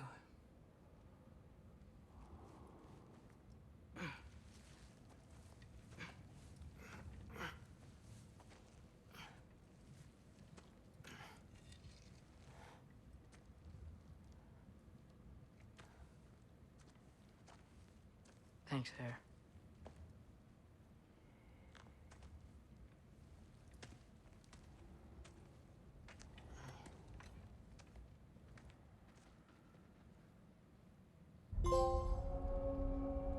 Dude.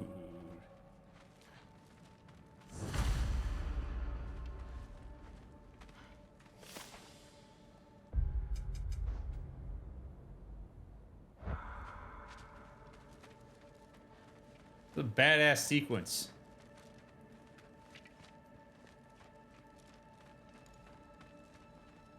Gotta find my dad.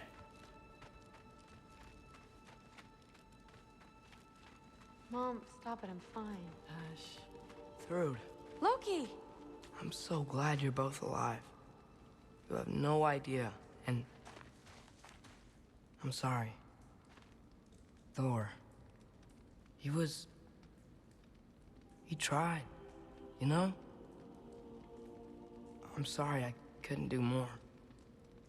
Nothing will fix what you're feeling. But I hope there's some comfort in knowing Odin's gone. There absolutely is. Loki, it was an honor to fight alongside a giant. Know that. Will you stay here in Midgard? For a bit. Then I've got something I need to find. I'm working with Hildisvini to get the rest of the Asgardians to Vanaheim. To help rebuild. Then I hope it can be a fresh start for them. And you. Oh, and Thrud. I hope you find what you're looking for. Good luck. See ya, Loki. Take care.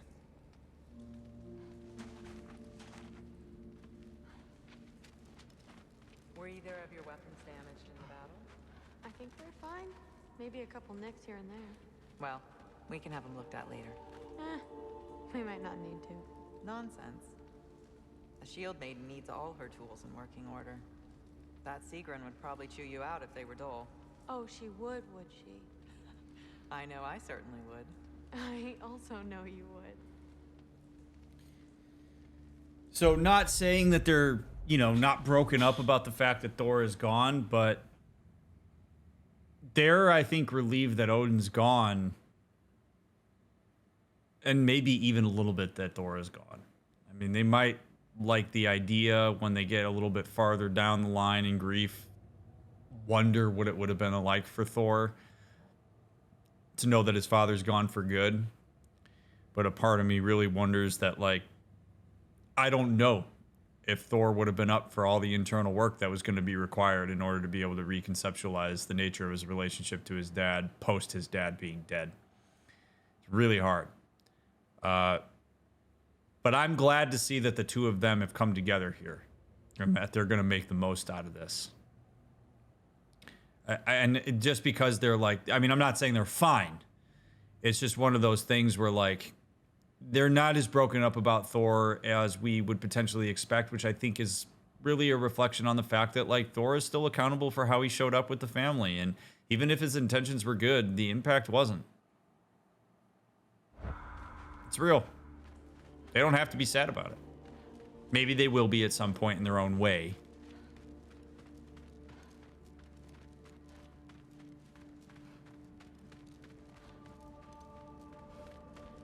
But it's cool that they've reconciled. Huh. Lugan made it out. Good for him. Nice not to be in control, huh? Or not to be controlled, huh?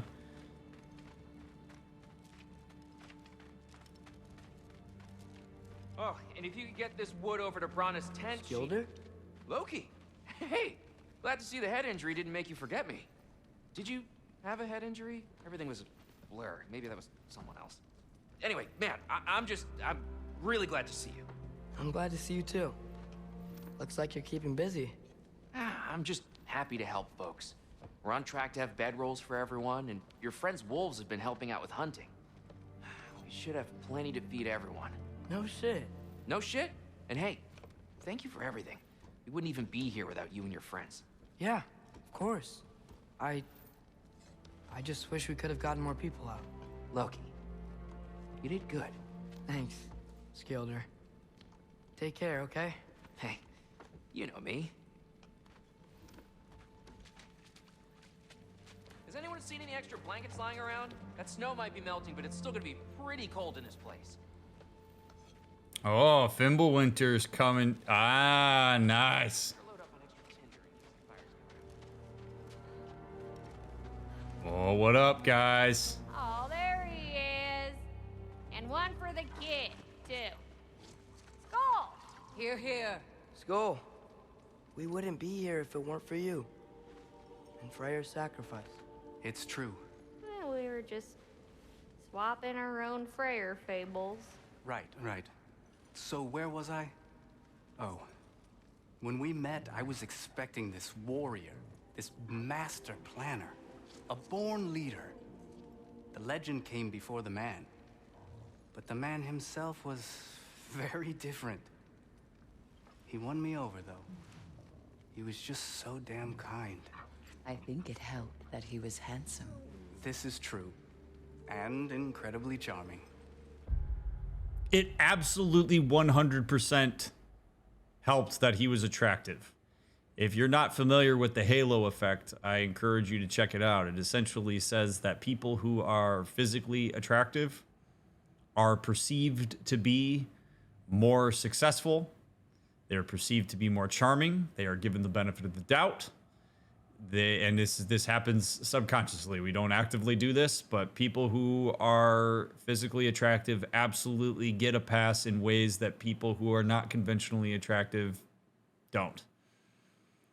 It's a real thing, and it's something for all of us to be mindful of. But I have no doubt that that had an impact on their willingness to give him the benefit of the doubt.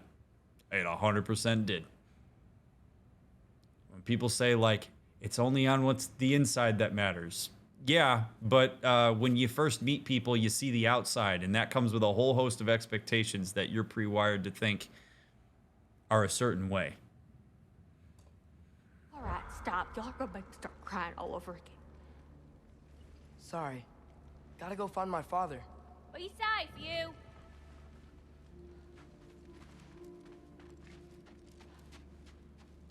Y'all remember that time old Wolf near caught on fire? If I remember correctly, it was you who lit it on fire in the first place. Well, not on purpose. How was I supposed to know it was so easily flammable. It wasn't. You were showing off that enchanted bellows of yours and sparks flew everywhere. That is what happened, isn't it? Oh, boss man. Oh my.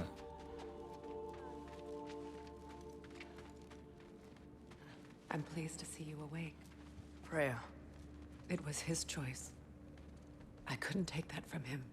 you saved us all. I'll never forget that. The family I thought I had was taken from me piece by piece. But there's comfort in the family I've chosen. Your mother was right, you know. You grew into that bow after all. You are a formidable warrior, but even more than that, you have a good heart. Nothing you've endured has changed that. I'm so proud of the man you've become, Atreus. Thank you. For everything. I should find my father. You should. Chosen family is legitimate. Just because people are blood doesn't mean that they are entitled to you. In fact, as we have grown and evolved as a species, chosen family is arguably even more important than blood family.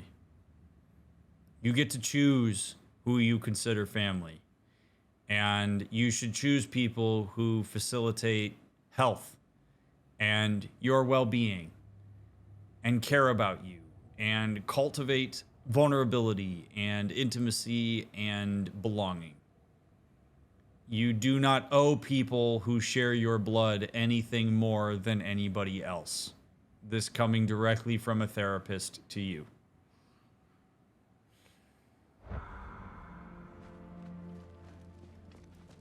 Atreus! Oh, you gave us quite a scare there. Glad to see you too, Mimir. Listen, I want to thank you. Oh, what else did you expect from the smartest man alive? It's not just because you're smart. You listened to me, mentored me, and, well, you're basically another dad to me. Lad. No, I need you to hear it. I appreciate you so much. Huh. I love you too, little brother. See you, Mimir. It's good to see you about, Atreus. You too, Hildisvini. Yeah, that's cool. Atreus gets to decide that. Mimir doesn't. Like, I love that Mimir could hear it and that Atreus was forceful about that. It's cool. It's a big deal.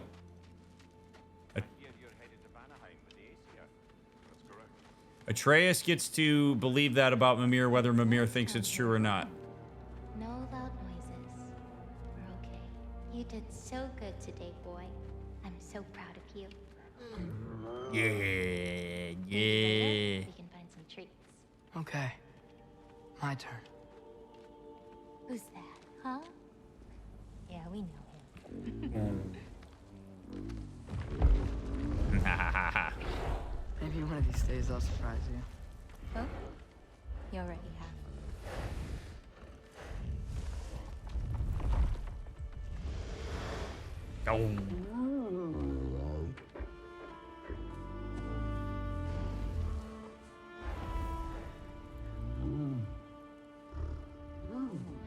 You are in good hands.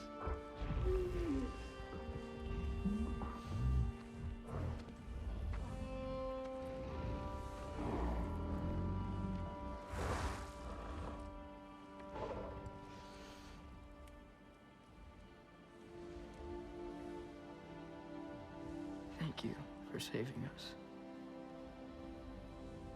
I decided it would be better if I wrote the ending myself.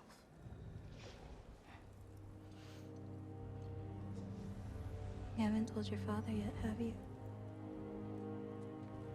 Told him about what? Come on. Giant visions? I already saw it. I get it. Every part of me is telling me this is what I have to do. I just don't know how to say it. Come with me. I've got something I want to show you. Both of you.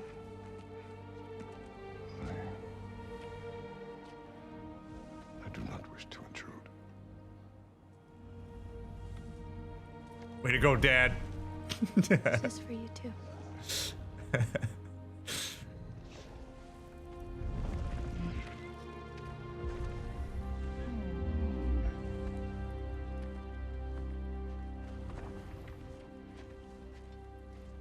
Atreus, I am glad you are well. I'm glad you are too.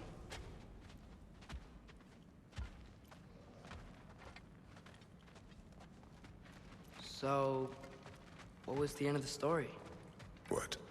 Before Ragnarok. You promised to finish it if I fell asleep. When death arrived, he asked why the old man had called for him.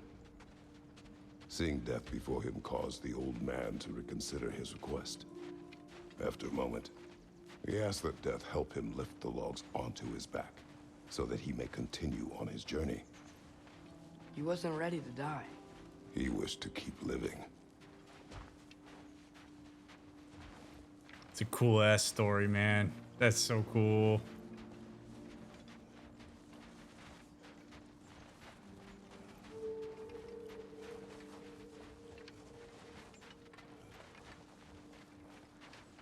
There's a lot of smoke out there. It seems when Asgard fell, pieces of it landed all over the realms. There might still be some Einherjar near them, but that's not what I brought you here to see.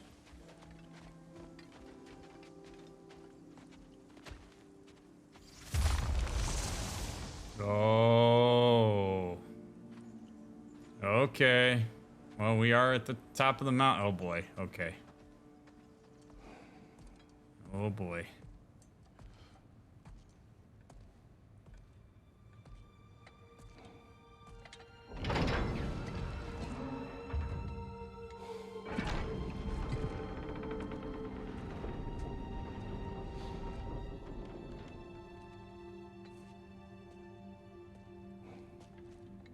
Mother?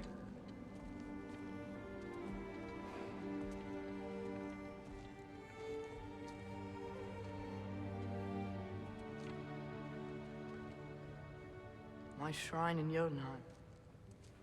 She destroyed it. She didn't want us to know our fate. We forged our own path because of her. She went against her own people. Our people. To protect you.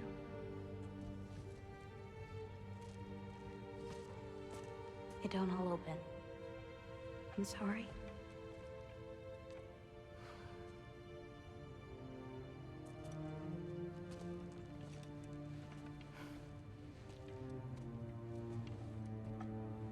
Father, I need to talk to you about something.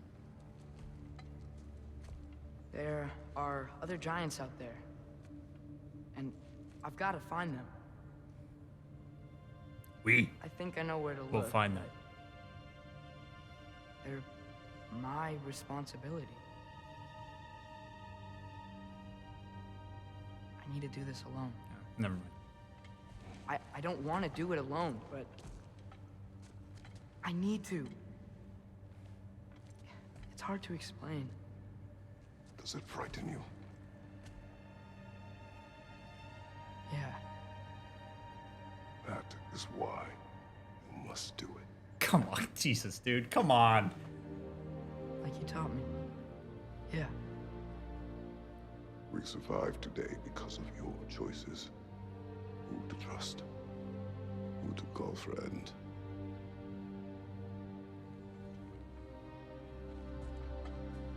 Son, you are ready.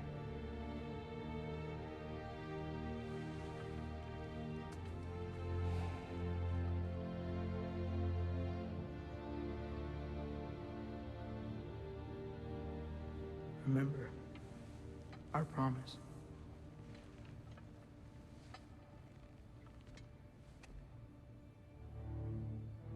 Loki Atreus. Atreus remains. Wow. Dude.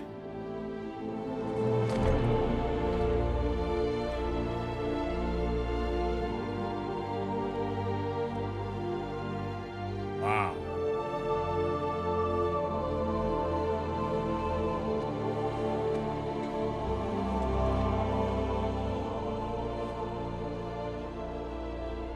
Take care of everyone.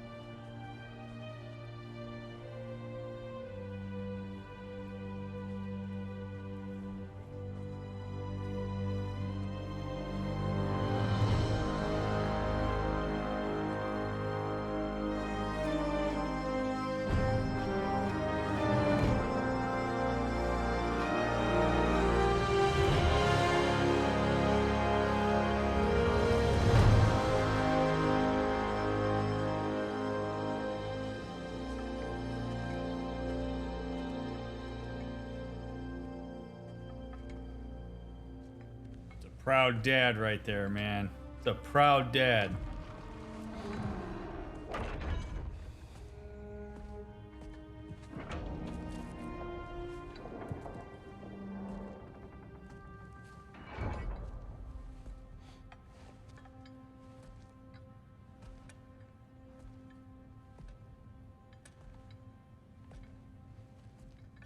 Who now has to face the question that so many parents have to face when they actually bring it to themselves to allow their children to fly.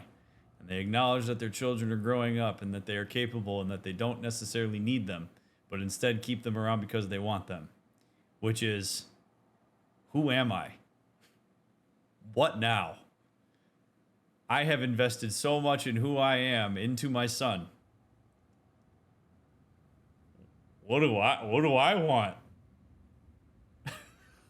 What do I do? It's a really scary prospect for a lot of parents. Like when he asks Atreus, are you afraid? I mean, I could ask him, you afraid, man? Do you have any idea what you're gonna do? Parents that are watching this, you're still a person. You're still an adult. Your entire identity is not parent. It's not children. You're still somebody. You still have stuff you care about. You still have interests. You still have skills. You're not gone because your kid's gone. You have brought yourself to a point where your kid has internalized you. You're with them. They're with you. No, parent, your kid's not going to leave the inside. It's a really hard moment for a parent. It's a really hard moment for a parent, especially a parent that's really invested in the well-being of their child. To reach the point where you realize, like, oh my God, this was kind of finite. Like, yeah, I'm still his dad, but he doesn't need me anymore. Now what? Answer that question, parents. Answer that question for yourself. And believe it or not, you'll have a better relationship with your kids because you'll be interesting and you'll be a person that they can get to know and engage with. You are no longer just parent. You're a person. And that's a really cool space to occupy as a parent of an adult child.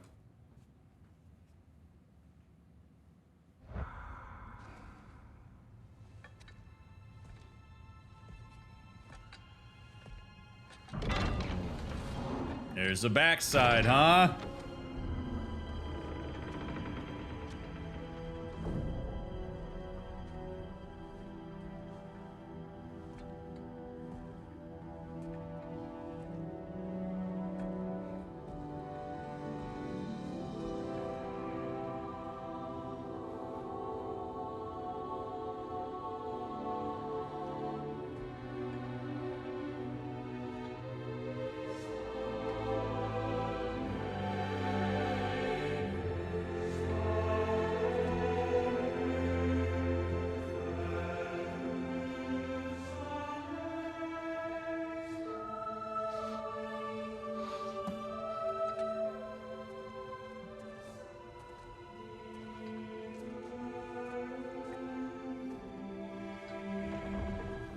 Put a bat. Come on. What did you see in there, brother? Self-actualization. Well,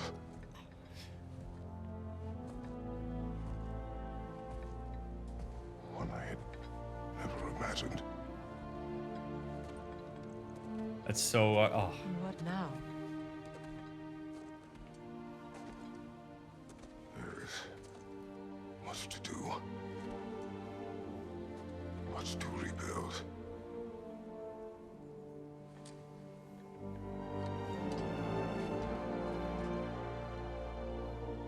Would you join me? Aye. We'll see to it. Together.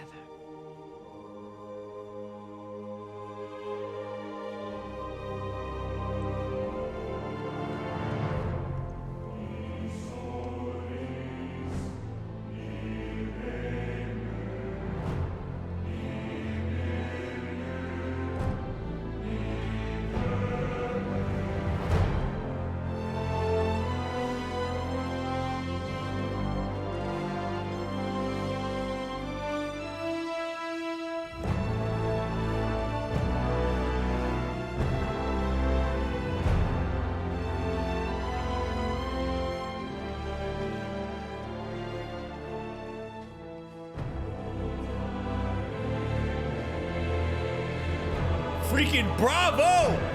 Come on! What?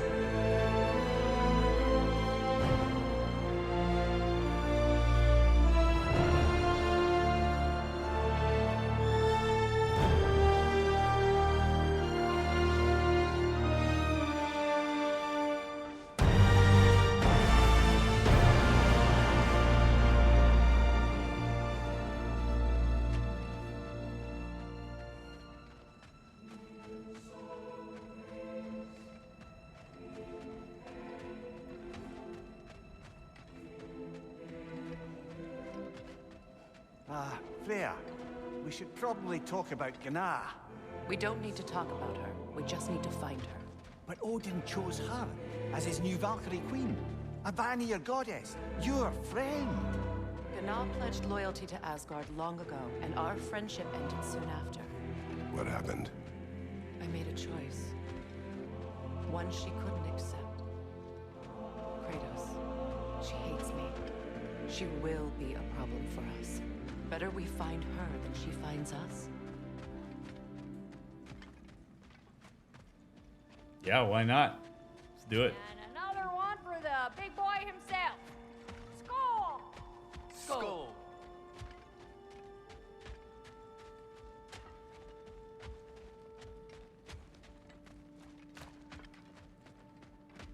For those of you that are wondering, who weren't here at the beginning of this, if you are wondering if I am going to do what is after the credits, I am aware that there is something to do after the credits, and the answer is yes.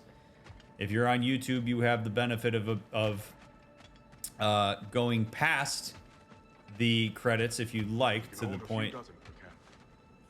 But I am going to do it. Take care, Kratos. We are going to watch the credits. Because every single person on this screen deserves to be And recognized. we'll bring all the supplies we can, although it won't be much. Do not spoil. Anyone who's able can head out for I don't know what it is. I just know it exists. Together.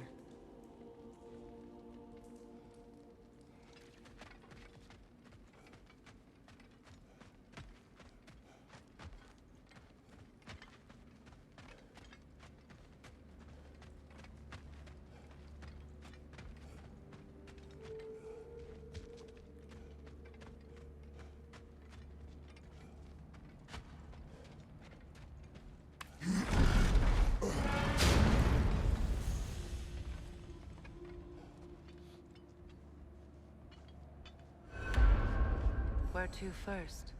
We could take care of any lingering business in the realms. Or investigate those pieces of Asgard? Either way, we're with you, brother.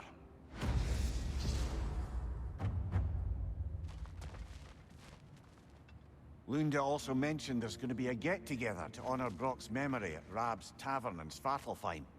I'd like to go. Yeah, me too. That's 100% what I'd like to do.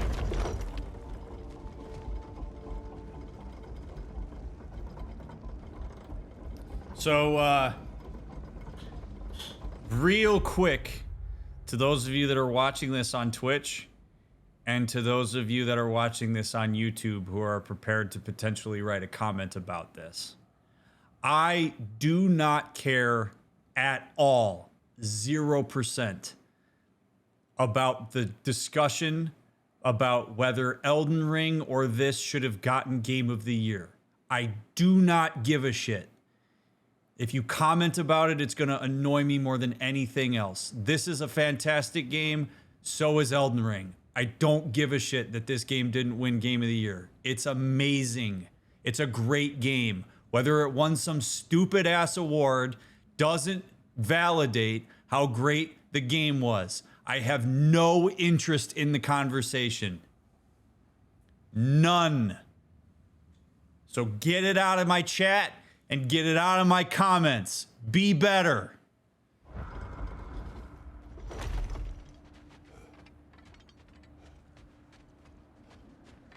Freya, something is on your mind. What is it? Freyr's sword. I'm glad he got it back. Odin stole it? Not quite. It couldn't be stolen. It had to be given freely. Freyr had it forged in his younger days, imbued with its own motives and passion. For centuries, he swore he would only ever set it down in death or upon meeting the love of his life. Both he and the sword were romantics, you see.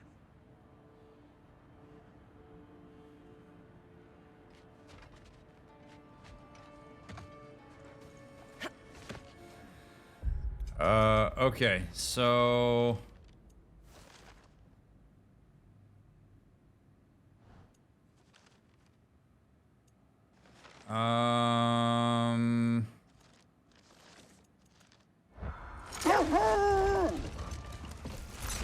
Shit, I don't know where to...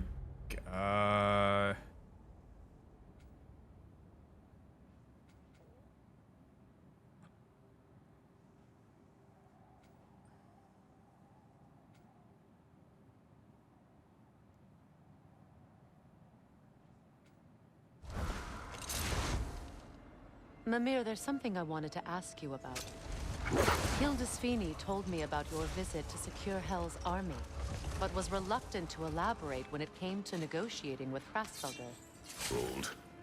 We will finish later.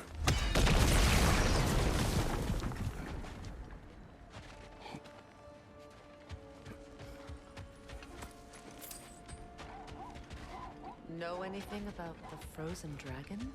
It was Baldur's. He took Atreus. Tried to escape with him.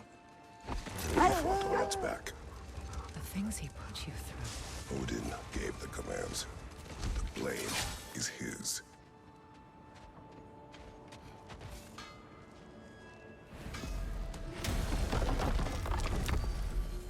Hope y'all are ready to go late, by the way. As we are finishing this game. This will be the last stream of God of War. So, just so you know.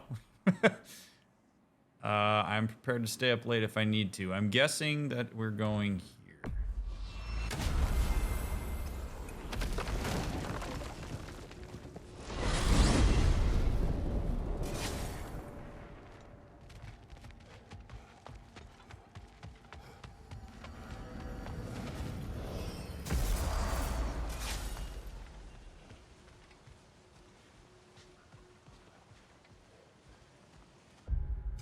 What is, okay.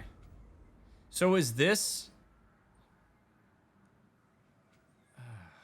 All right, so I'm a little bit,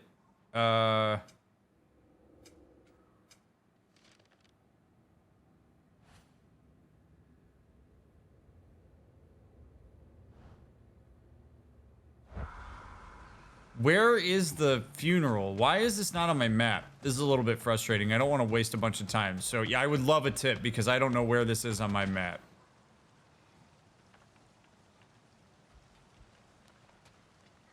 Rabe's Tavern. Is that right here? Profane altar alternate Yeah, you're okay. lyrics to my ballads. Absolutely disgusting. Now I wish I could remember some of them. The paperwork that man created for me. I had to build a chest just for his violations. A big one. I taught him 20 different ways to cold forge a bolster. Once, he taught me a slightly easier method of wire pulling, and from that day on called me his apprentice. A true asshole he was. Gods, I'm gonna miss him. Hi, y'all made it. Just about to send him off.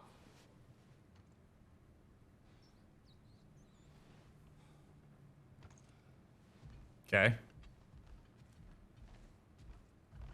Oh, Jesus. Be still my heart. Oh my God.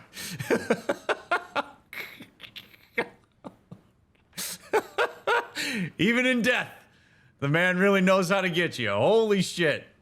He's just chilling on a table. Okie dokie. Woo.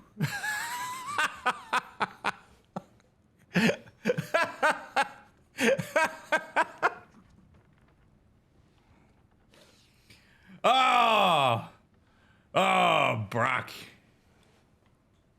I have met many on my travels. You are one of the few I would call friend. I always thought you were one of the dumbest creatures I'd ever met. Didn't expect you to be the bravest, too. This world is a darker place for your leaving it. We're taking him to the Sverd Sands. It's, in the wetlands near the ferry. We'll wait for you there.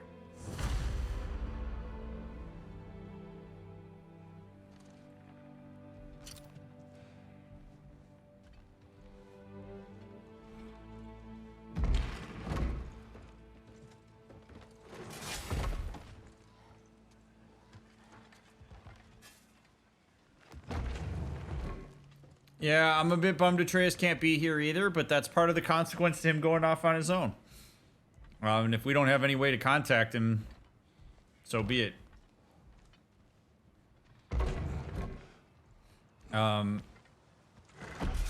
This will be cool.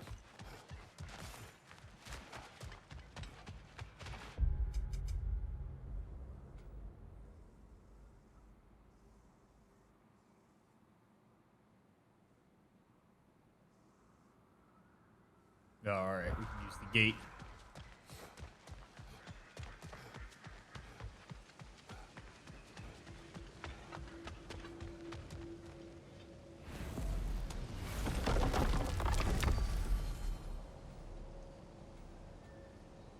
Oh wow, we're literally gonna give him a Viking funeral?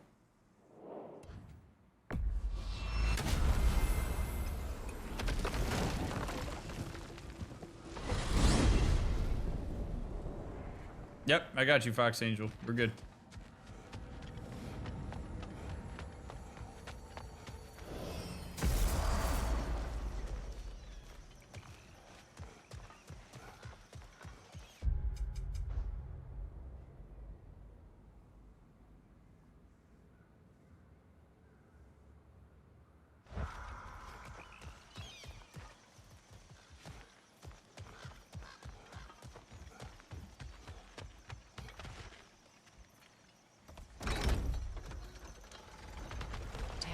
What is wrong? I should have changed. Sewn some mourning garb. We're not dressed properly. We're fine. The dwarves don't typically require formal wear at funerals. Brock certainly would not. Perhaps. Phil, now you've got me thinking of what I might look like with some jewelry around my neck stump. Maybe some gold woven into my beard. That'd be quite fetching, eh? Thanks for trying. There they are, brother. Oh, come on, surely he'll be along. It's his brother. Let's hope so. Loss can do things to a man. You made it. We can begin.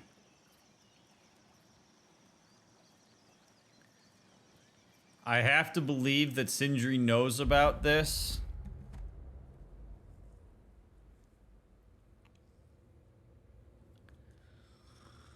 Oh boy. All right, so this is a choice. that many people are presented with. Do you present yourself for the ceremonies that go along with the death of a loved one? And it's an important choice. It's not one that I'm here to tell you what the right one is or isn't. But I will say this.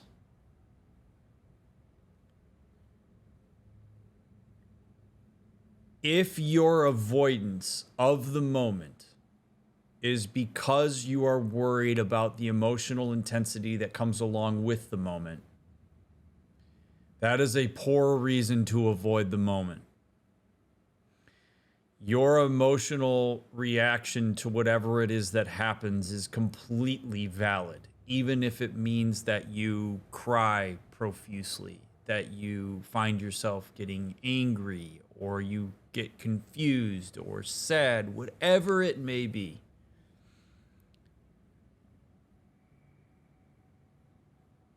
If in the depths of your soul, you know that it would be meaningful for you to be present, to see the person's body one last time, to say whatever final things you need to say symbolically, to know that you were there for the last moments of their physical existence, dig deep and go.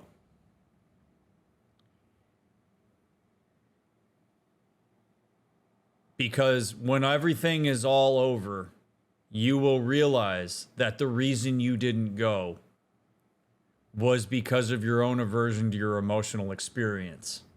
And that is a harsh reality for people to manage, because you can't go back in time and do it again.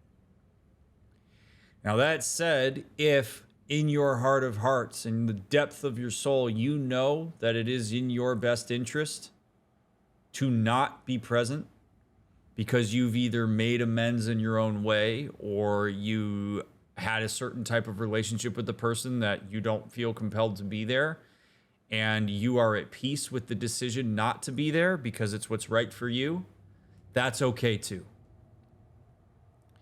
At the end of the day, not a single person other than you can make the choice and know that it's the right choice. You've got to listen to yourself. You have to reflect on what you need, reflect on the nature of the situation, and make the choice, even if the right choice is the hard one. It will assist you in moving through the grief process if you do that, no matter whether you choose to attend or not. So whether Sindri is here or not is his choice. We can only control whether we're present. And if it matters to us to be here, which it certainly does matter to me, then I'm glad to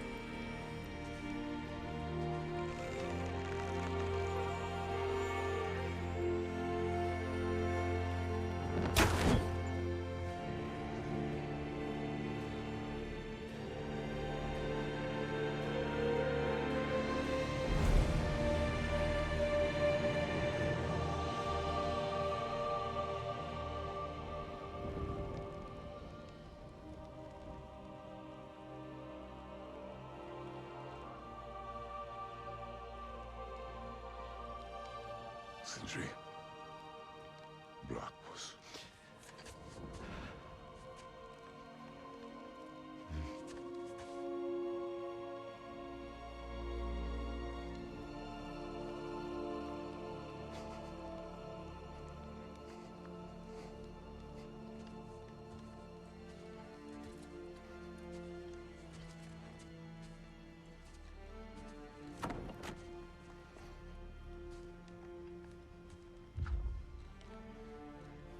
A hole. Huh. What? Gets bigger the more you take away.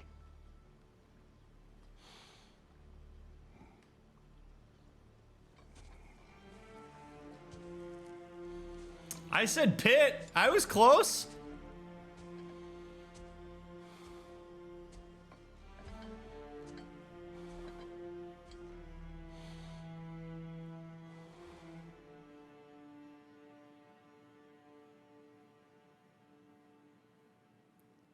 Wow.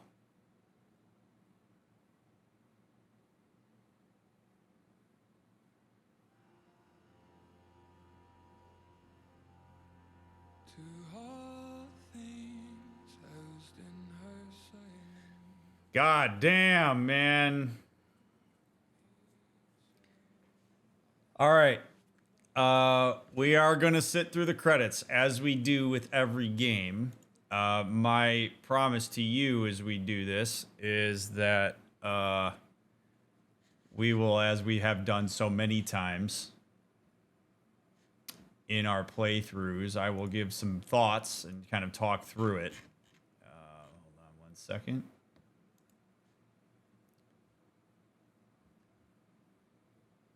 Oh, man.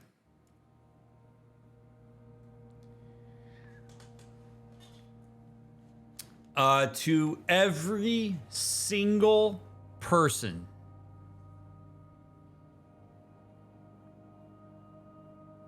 who is listed on this, you have created a truly incredible experience.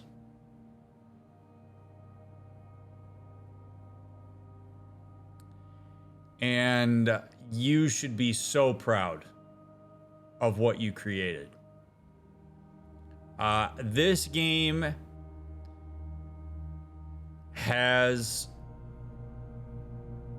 amazing writing, amazing moments, amazing cinematography. It provided more range for my ability to do what I do than any game I have played so far. And it absolutely sets the bar for any other game that I will play after it. And I really mean that. I don't know who y'all consulted. But you did a great job.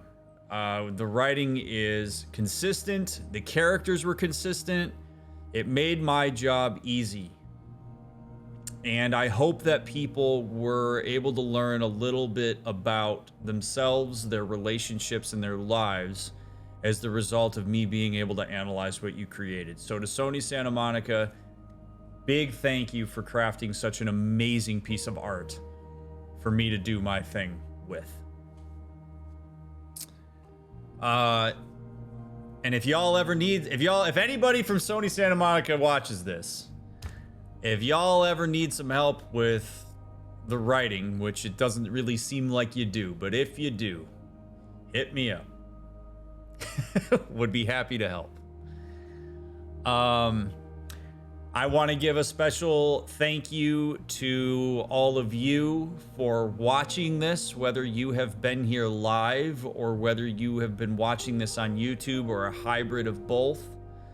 I am really grateful that you were willing to be around for these streams and for this playthrough. You all have been incredibly kind to me in the comments. You have been kind to me on TikTok. I am grateful for all of the questions, all of the thoughts. I am eternally grateful that you did not spoil the tier thing. You want to talk about absolute GOAT community. The fact that none of you spoiled that for me.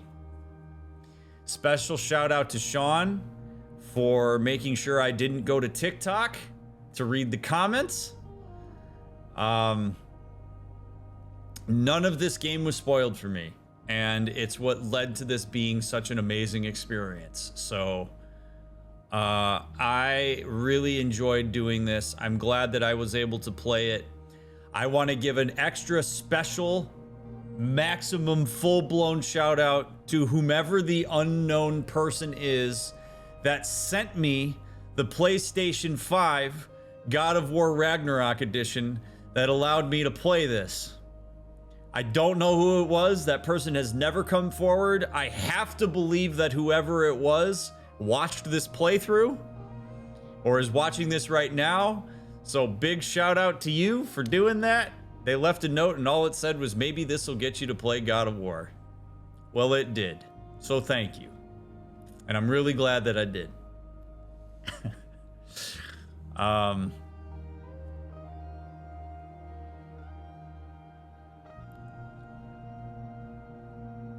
Man.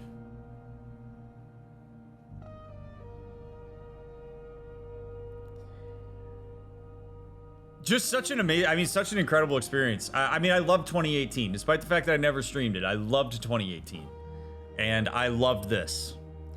Now, this is a point where if people in chat have questions about anything about the playthrough, you're welcome to ask me. I saw a question about how I felt about Odin's as the final boss. I don't really care. I didn't really play the game for the fights. The gameplay's fun, but for me, it's all about the story and the narrative. So the fact that the Odin fight went the way it did, I'd imagine if I played on a more difficult difficulty, would have been a lot harder. Credits at 30 minutes, so strap in. If you're watching this on YouTube and you wanna skip ahead, you by all means go ahead and do that. But when I do these playthroughs, I absolutely believe that every single person needs to have their name seen. So I do this with every playthrough. We watch the credits in their entirety because every single one of these people deserves to have their name shown. I guess I did, Danny. It's a good point.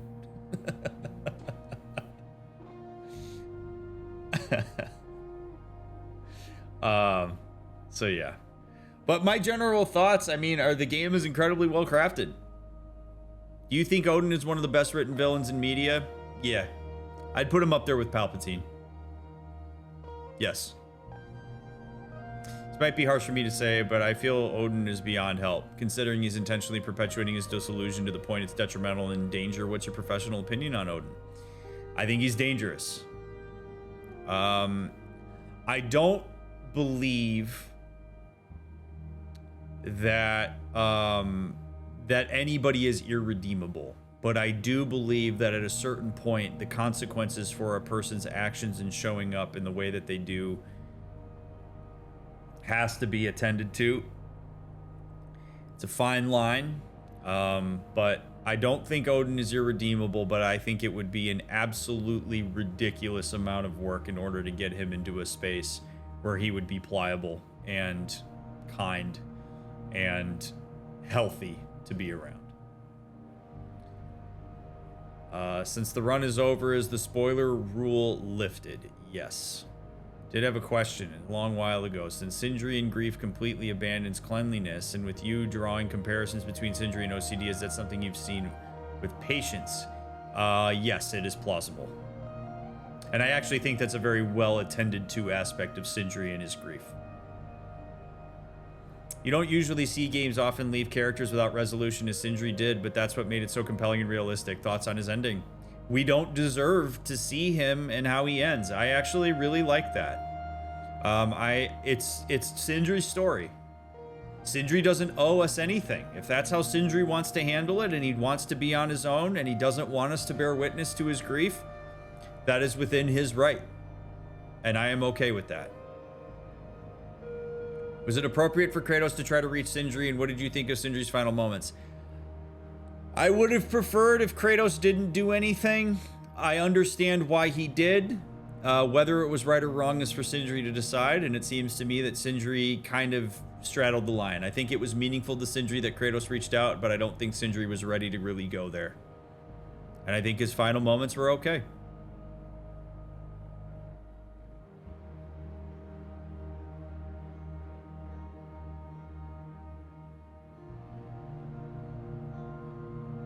Will you be going to Jotunheim to talk to Angerboda? There's some good dialogue there and a feature you might appreciate. Maybe. Depends on how long it takes. What do you think of the placement of Brock's funeral as the kind of after credit scene? It's so important, yet almost seems like a side quest, but the final credits are behind it. I think it's a great move. I love it.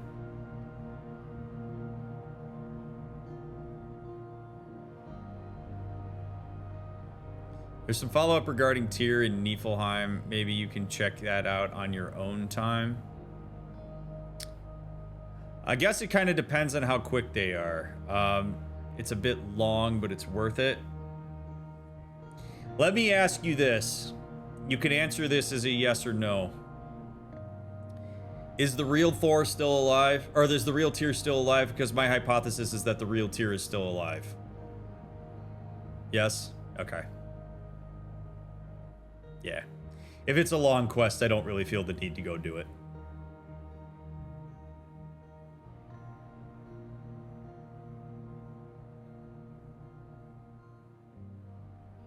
It's a short quest, is it?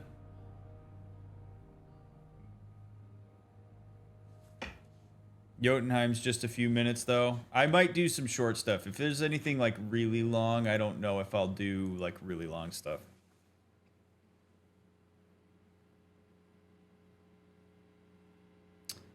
Let's see. Jotunheim's just a few minutes. Cool. Do you have a favorite scene in the game? I think probably the scene where Kratos says, Loki will go, Atreus is here. Perfection.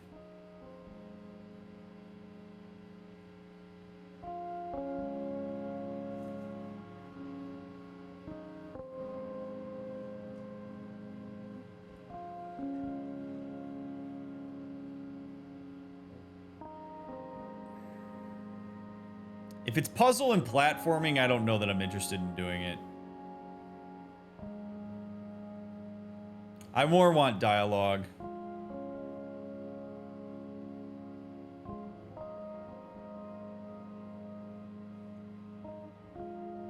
So yeah, we'll do a couple things. I'll probably leave Tyr alone. I don't need, like, you know, fun, goofy, lighthearted scenes. I want, like, decent, like, stuff that I can look at and talk to, or talk about. 2018, they said Jormungandr had just appeared in Midgard one day. The prophecy said that this was because Thor had punched him so hard during Ragnarok that he went back in time. So there was only ever one giant snake, and that was the one Atreus put the giant soul into. Oh, that's really interesting. That's cool. I will go visit Sindri, and I will go to talk to Angerboda. I'm not going to Tyr, though. That's cool that the real Tyr is still alive. I guess that makes sense. That would be my hypothesis. I feel good about how close I got to calling Tyr. I feel good about... I said Pit. I guess I was close. I mean, that was kind of a shot in the dark, but I feel good about calling Brock's riddle. I have to say, though, man, that, you know, it's a good... I'm pretty good at figuring twists out before they happen. It's kind of been the story of my life. I called a Game of Thrones spoiler, like, way ahead, and it drove my wife crazy. So, the fact that they were able to get one over on me here, it's good. It's really good.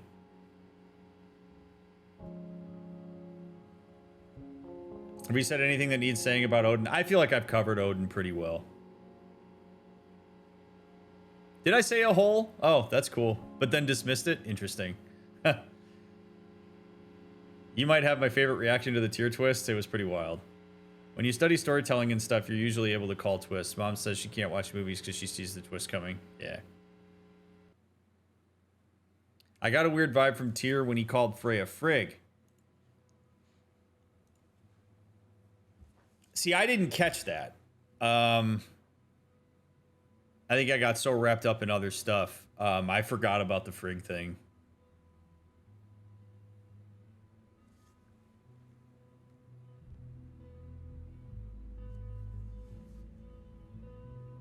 Out of every character, who made the most progress development-wise? Oh, Kratos.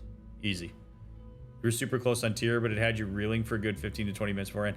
Yeah, that sequence was pretty crazy.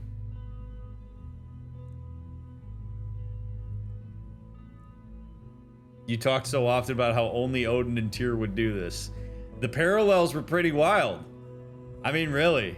It was, yeah, part 32 is gonna live in infamy. 32... The amount of engagement on part 32, like right after we launched it, was crazy on YouTube. You were about to mention the lack of accent on Tyr's name too. I did. I thought it was an error. I saw it and I was like, that's weird. And the fact that that was intentionally put in there, of course it was. That last shrine was also meaningful because Odin taunted him earlier that no one worships him. The shrine shows people worshiping him as a benevolent god. Yeah. That pre-cutscene ruminating was torture. That must have been a really, really interesting experience for those of you that were watching this knowing what the twist is. I wish I could have that experience of being somebody watching me work my way through that when you know what the answer is.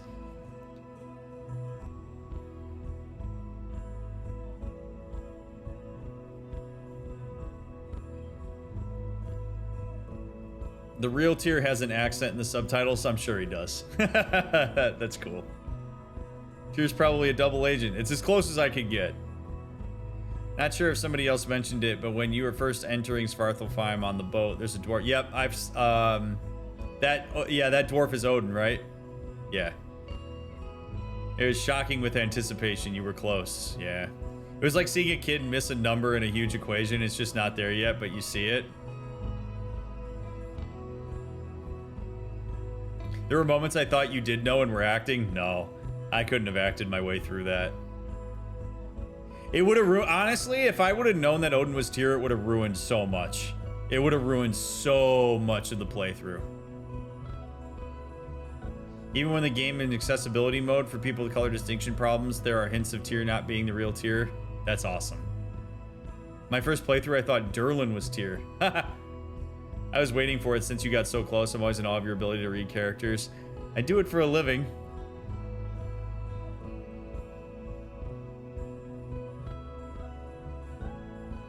Everything Tyr said was designed to drive Atreus away from Kratos. Exactly. Yeah. I mean, the whole thing. It was like every time they would be like together. Tyr would be like trying to split them apart. And it was like calculated. I was wild. I was like, what is he doing?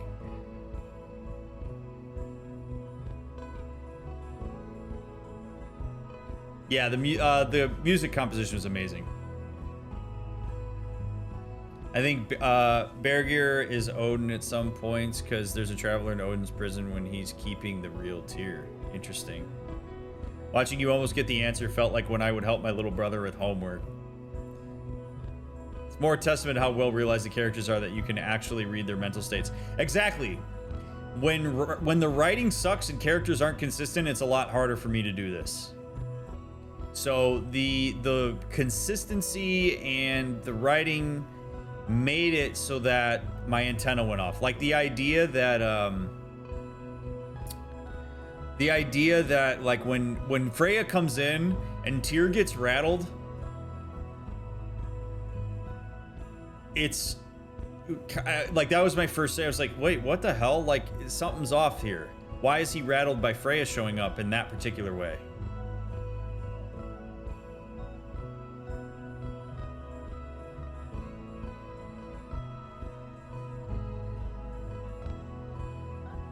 You seemed to react at the time, but did you have any further thoughts on Atreus' mural depicting Odin's death instead of Kratos? No, I just thought it was cool. I mean,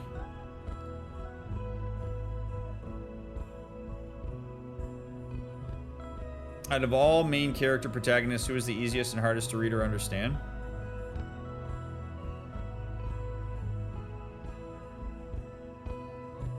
I mean, Tyr was hardest to get a beat on because it didn't make sense. It makes sense in hindsight. The easiest to read, to some extent, Odin. Weirdly enough,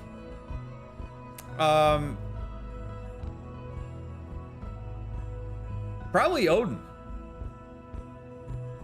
It's kind of the great, like, weirdness of it all. Is Odin, despite being this manipulative mastermind, was really the easiest to read in that. Freya's arc through the game was wonderful. Yeah, I like Freya a lot.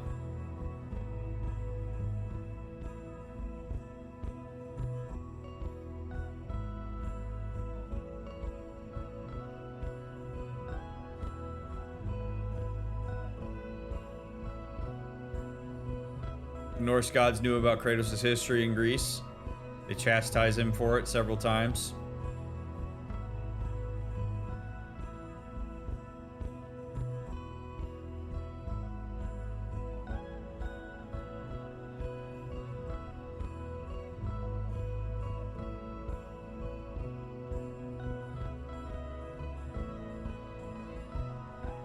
Be interesting to see what happens with the series.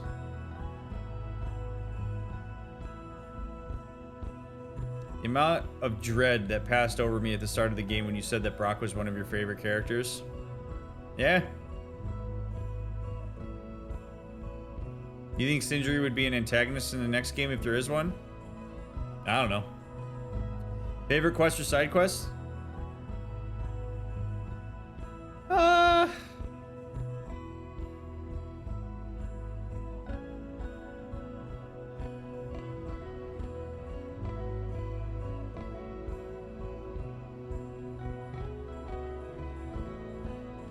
I don't know. That's an interesting question. The whale is cool. Heartbreaking, but cool. Honestly, when Atreus released Garm by accident, that was pretty badass. And then like he has the wherewithal to bury his dagger into Garm. That was pretty neat. That stands out to me. This game and 2018 were originally going to be Aztec. And their pantheon is just crazy to think about. That would be wild.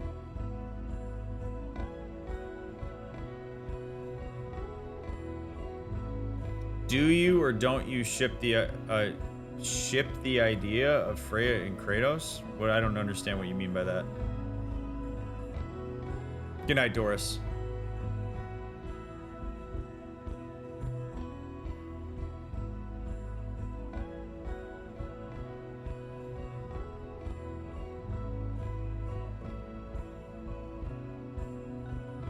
Do you like them as a couple? No.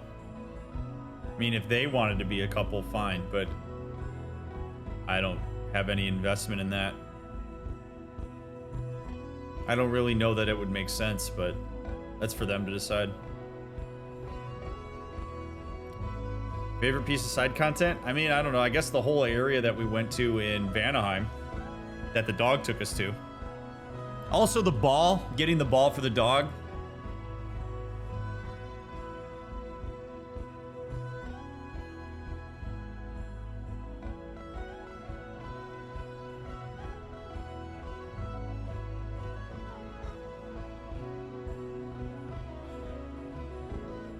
Favorite realm?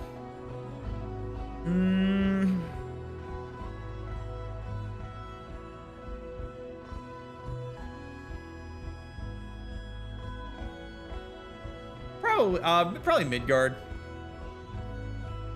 Which was worse, the backseating in game or the sigil arrow puzzles? The sigil arrow puzzles. Not even close. The backseating you could make sense of and headcanon your way through. The sigil arrows?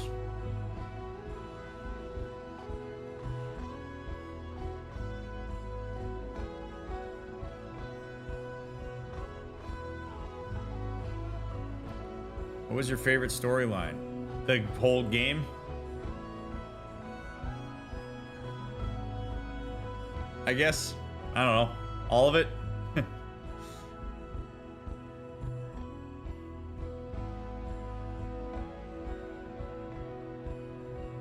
What would you do if Surtur called you up to hang out with him? I would hang out with him. I would absolutely hang out with him. I'd pick his brain on all the things he's seen and all the conclusions he's drawn. Let me eat up some of that wisdom.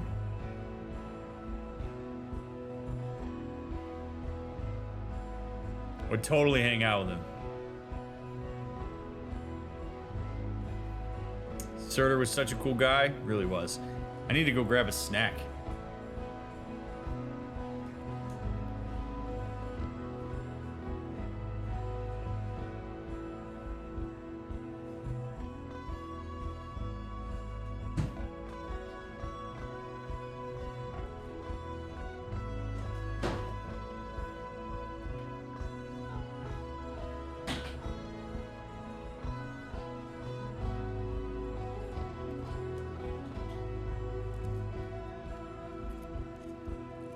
Aside from the tier reveal, what was the biggest surprise the game had?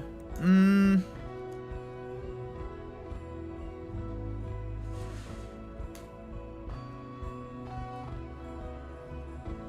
biggest surprise? I think to maybe some extent Sindri helping Atreus with his fledgling autonomy. By the way, Dauntless Snacks. Get a Dauntless snack.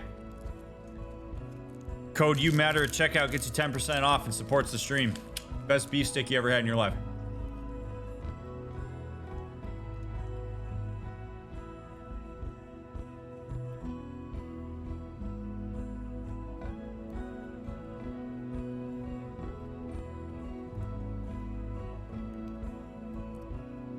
The jalapeno ones are unbelievable.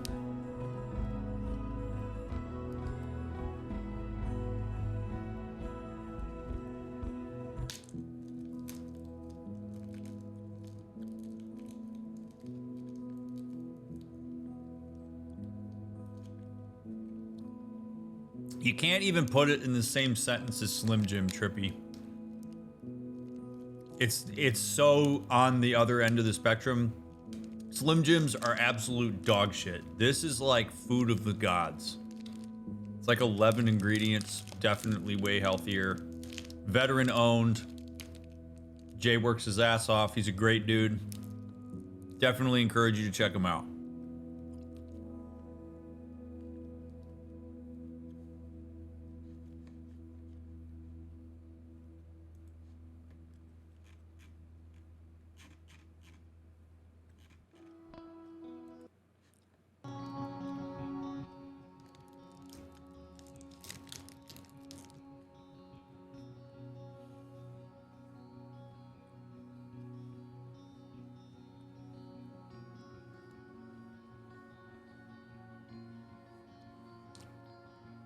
I was so used to God of War 3 and precursor Kratos that the idea of Kratos in 2018 and even Ragnarok was like exasperated hand motions. It's great. It's really great.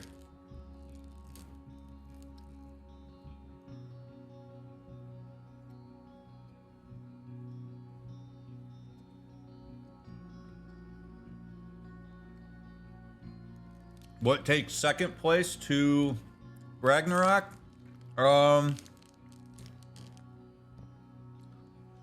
Probably Dragon Age.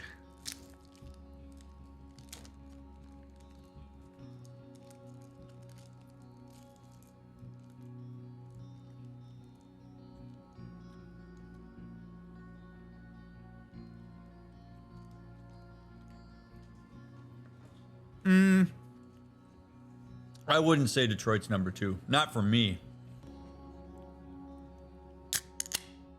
But I would say Dragon Age Origins was probably, there was some cool sociological stuff I was able to do with Dragon Age that I haven't been able to do with other games. Any burnout with this game like Red Dead? No. No. I was just as excited to play this part as I was part 1. No, this game is truly, was excellent. There was not any burnout. I hope they remaster Fallout New Vegas. If they remaster Fallout New Vegas, I will play it. I realized that how much of your music really fits with the Life is Strange game's ambiance. Cool. Red Dead was good too. I mean, I don't know. It's hard. I don't really like rank ordering them because they're all good in their own way. Uncharted series is on my list. Would you still 100% the game on your own time? No. As soon as we finish this stream, I'm going to uninstall the game. Like, I'm not even kidding. I don't have any interest in 100%ing it.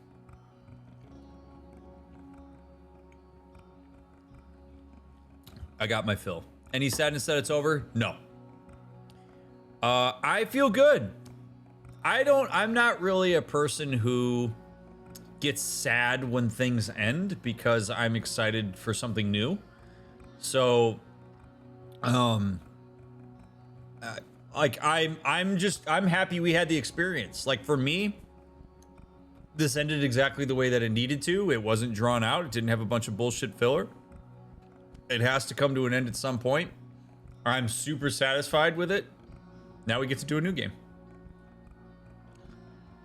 The Arkham games are a no for me. I've already played all of them and nah. I'm content with what I got. I don't need 100% games anymore. Seeing this comparison and your thoughts might be interesting. How do you feel about how Joel was handled versus how Kratos was handled? I don't really care to make the comparison. They don't need to be compared. Any ideas on the next playthrough? Yep. But we're going to take, as we do with every long playthrough, we're going to take time off. So we're going to do some smaller games, some fun stuff, some chillin' chats, some community nights. We're going to just kind of take it easy for a little bit. I usually take it easy for about a month or so.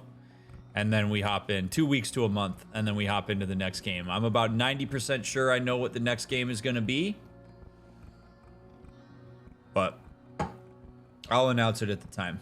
Whenever it's time.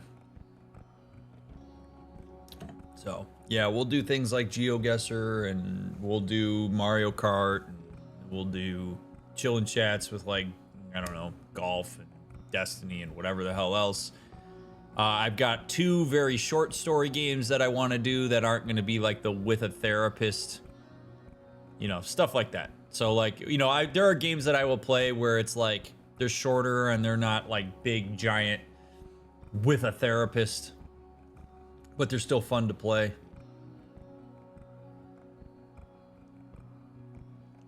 I discovered you on the last episode of GTA 5 and then saw this next. What are some games in between? Oh, what did I play between GTA and this? I played Dragon Age Origins. I think that was what came after Grand Theft Auto, if I remember correctly.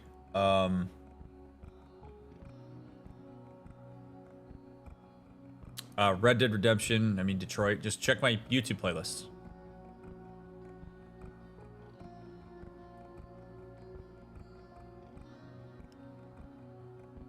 I always thought it was interesting how they went about the kids in the game with creating such myth. Oh, that is interesting.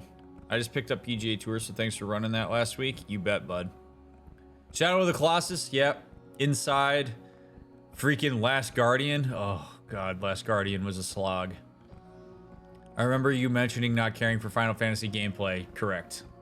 Have you considered Final Fantasy VII Remake? I have very little interest in that game. How and when can I get in on a Destiny raid with y'all? I have to start playing Destiny again.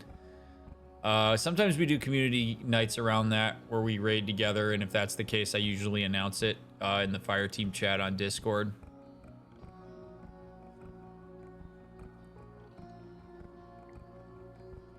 But even if you don't run with me, there's plenty of people that are in the Discord that'll run with you.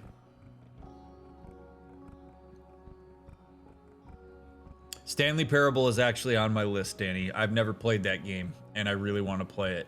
I know that, like, I want to play The Looker, Stanley Parable, Deliver Us the Moon, Deliver Us Mars. Oh, here we go.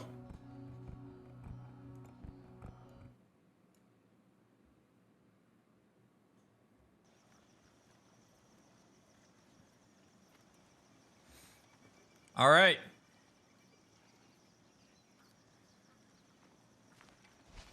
Forgive Sindri. He's just, I mean, you know. Yeah, you don't have to apologize for him. It's okay.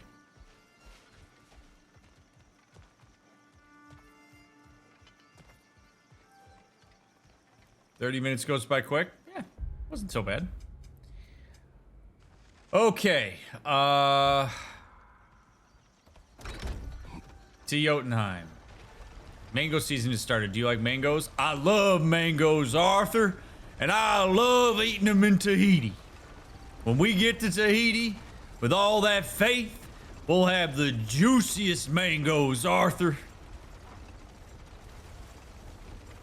Yes, I love mangoes.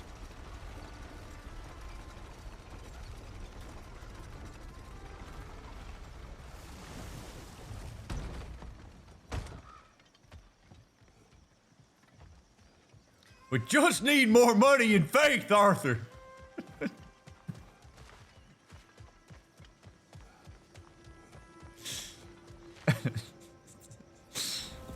Of which I will contribute none. How do I go to Jotunheim?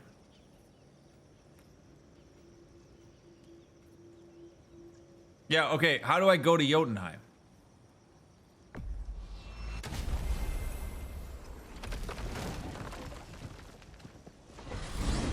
All right, we're going to Sindri's then. All right.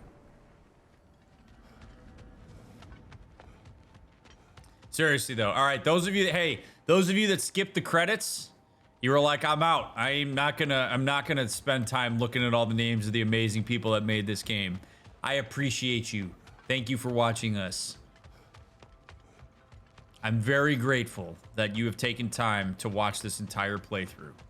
Very meaningful to me that you would do that, and I love you for it, and thank you. Thank you for all the kind words and all that stuff.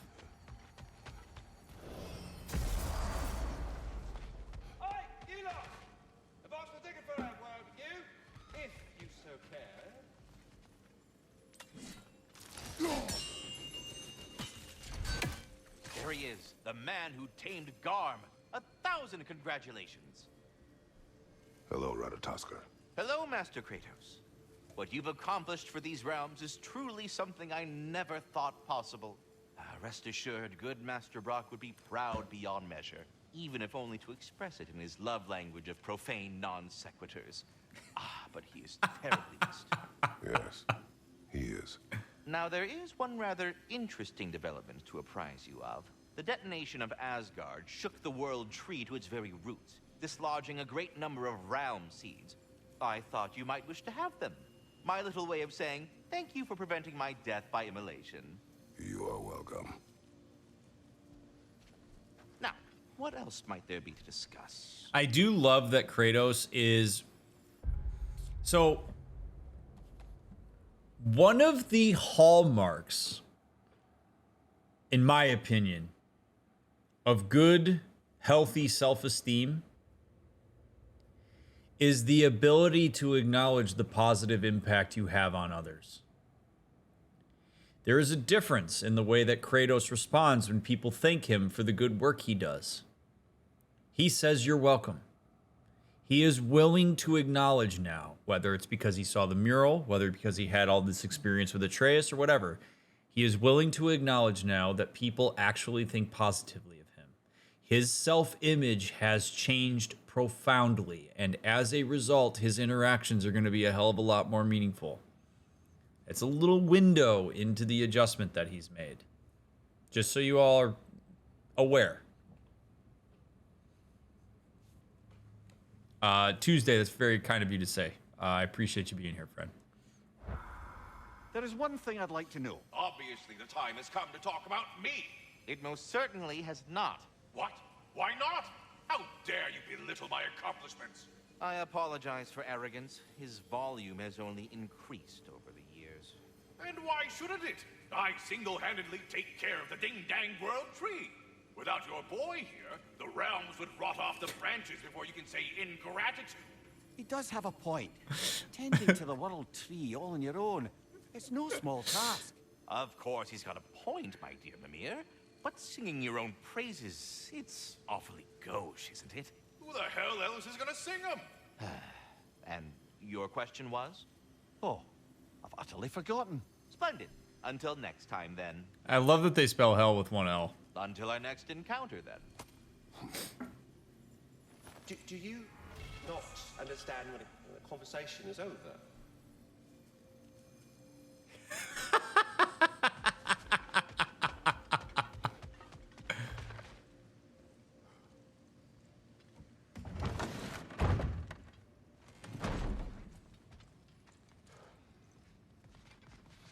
I want to go in here.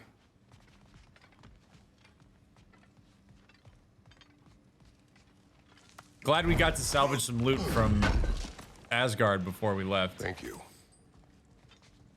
Hell of a job you did at Ragnarok, General. Wish I could have been there to see you and Sindri take down Thor and Odin. That is not what happened. Yeah, maybe not, but it's the story I like best. Important thing is, Odin's paid in full for what he did to Brock. I know it doesn't fix what's broke, but it ain't nothing. Lunda.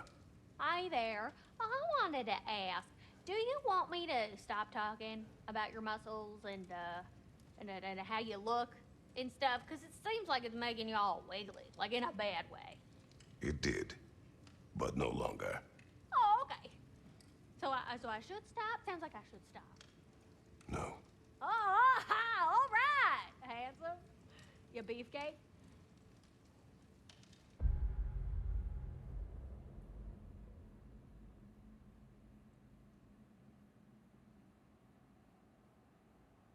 Couple things. One, good on Lunda for asking. Seriously.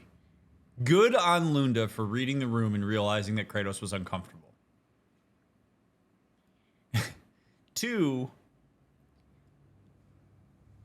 when people like therapists stereotypically talk about the importance of building up your own self-esteem before engaging with others, this is what we're talking about. When your self-image changes, which by the way is something that you are the author of, when your self-image changes, when you do the work to find the ways in which you matter and contribute in a meaningful way into the world, all of a sudden you perceive certain things differently. Kratos says, I was once uncomfortable with the idea that somebody could be attracted to me, that people could be drawn toward me, that people could see me as somebody who helps them, etc., etc., etc. Now that he has changed the way that he sees himself, accepting that compliment for what it is, which is more aligned with Lunda's intent, is great. It's a reflection of his self-esteem. And I love that Kratos is really leaning into that change for himself. It's just because he saw that mural and just because he now is like, oh, cool, people revere me, it doesn't make it that much easier to take these things in. This is Kratos doing work. When he talked to Ratatoskr and now when he's talking to Lunda. This is real work of maintaining the changes that you bring to your self-image and self-esteem. And I appreciate it immensely. And Kratos, I think, will have more meaningful engagements as a result. Now, I know it's hard being here without them, but I'm sure old Brock would be glad you're here. And I'm sure Sindri, wherever he is, would appreciate you tidying up after yourself. Now go ahead.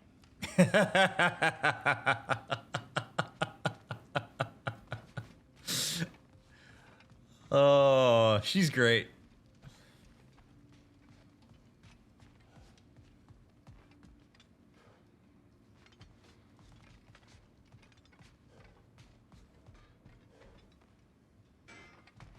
Mimir, did I do enough to prepare Atreus? The lad survived bloody Ragnarok. I should think he's as prepared as anyone could be. To survive, yes. But to love. Brother? Angrboda. Does he? Oh. Well, there were certain topics on which I suppose I may have been a touch more approachable. I did my level best to teach him the ropes. Then you taught the boy to woo. To be perfectly honest, brother, I taught him how I wish I'd wooed. Oh.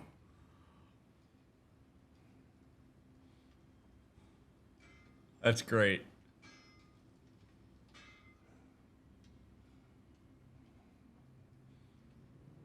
He acknowledges his shortcomings. It's great. Seriously, parents, you want to be awesome parents? Get out of the idea that everything you do is perfect and get into the idea that there are shortcomings and that that's okay because you're a person. Remember when I said you're a person back when we were looking at the mural and Kratos walked away from his son who left? It's okay to acknowledge your shortcomings in that. I love that. It's also, he's wants information. He's got some level of insecurity, but this isn't the kind of insecurity that's perpetuating a terrible self-narrative. This is the kind of insecurity that, or this is the kind of reassurance seeking that is trying to build up his new narrative to get honest feedback. Like, I love it. I realize that it's a fine line, that there are people who are going to be like, well, wait a second, Dr. Mick, how do you make the distinction between excessive reassurance seeking or reassurance seeking that's healthy versus not? It's very contextually loaded. But we have to look at this rebuilt idea of self-esteem for Kratos here, that these engagements are not what we've been accustomed to with him. I think he really cares. He really, really, really cares in a different way. It's not about, have I protected Atreus properly? It's about, have I done enough to prepare him for certain things that he needs to be able to do on his own, which comes from the recognition that Atreus is now capable of doing things on his own. It's awesome. I wonder if Sindri will ever come back. Can this place ever feel like a home after what happened here? I never thought I'd miss their bickering. But it's really not the same place without those two, is it? We will maintain it until his return. I like Kratos' confidence that Sindri will return at some point. And I hope he does. And if he does, I hope that it is something that they're all willing to acknowledge will be awkward. How might Kratos grow in the future? Continue doing what he's doing.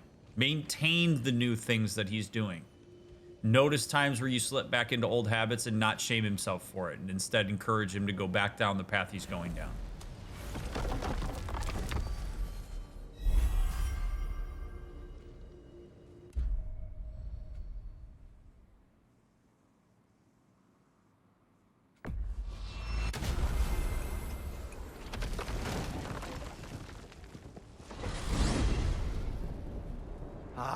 If I had a stomach, it'd be twisting right now. Odin is gone. There's no remaining threat. No, it's from excitement. Hardly any non-giants have gotten the great privilege of visiting the realm of the Jotnar. It's truly an honor to be among a very select few. Pretty cool.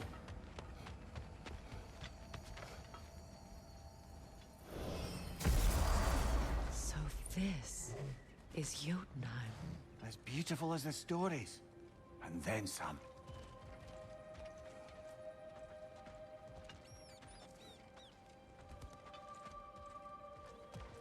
It is pretty cool. What up? Company's here, Fen. Ooh. Angaboda. Kratos, Mimir, Freya. It's good to see you. I wish to thank you for creating a path out of Asgard for us. Aye, a true pleasure to meet the lassie who saved our skins. Indeed. Your giant stuff magic is truly a marvel. We were so glad we got there in time. Freya, your brother's sacrifice won't be forgotten. It won't. I will say, you've made quite the impression on our Atreus' heart. Mimir. Oh, like you weren't thinking it, brother. Ahem. You're a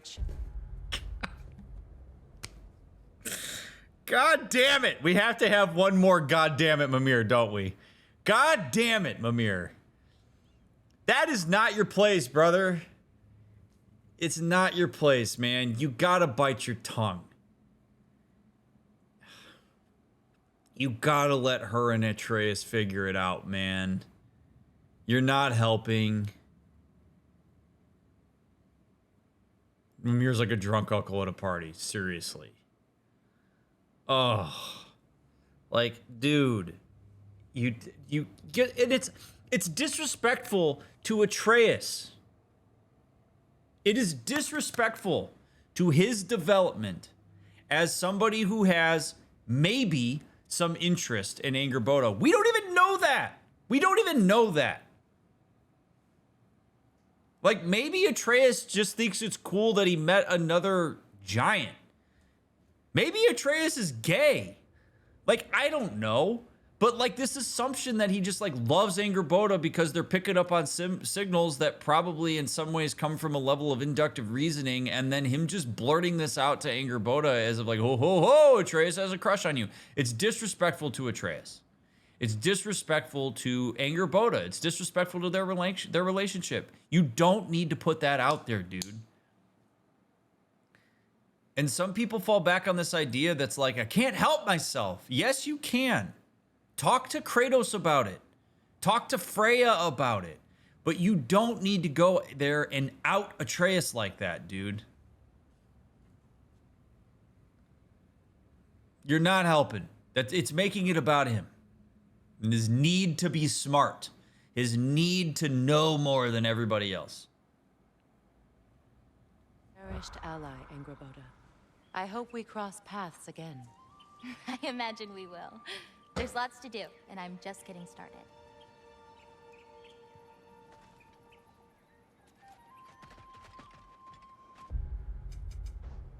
God, Mimir. Killing me, dude.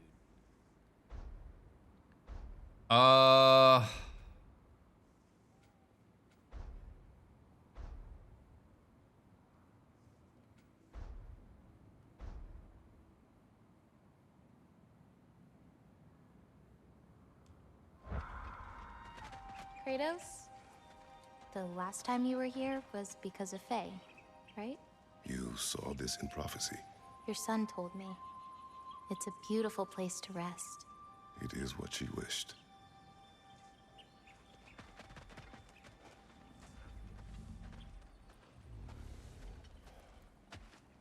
Hello? Can I pet you? Ooh.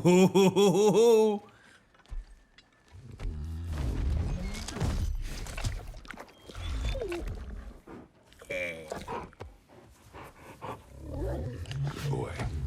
Ooh.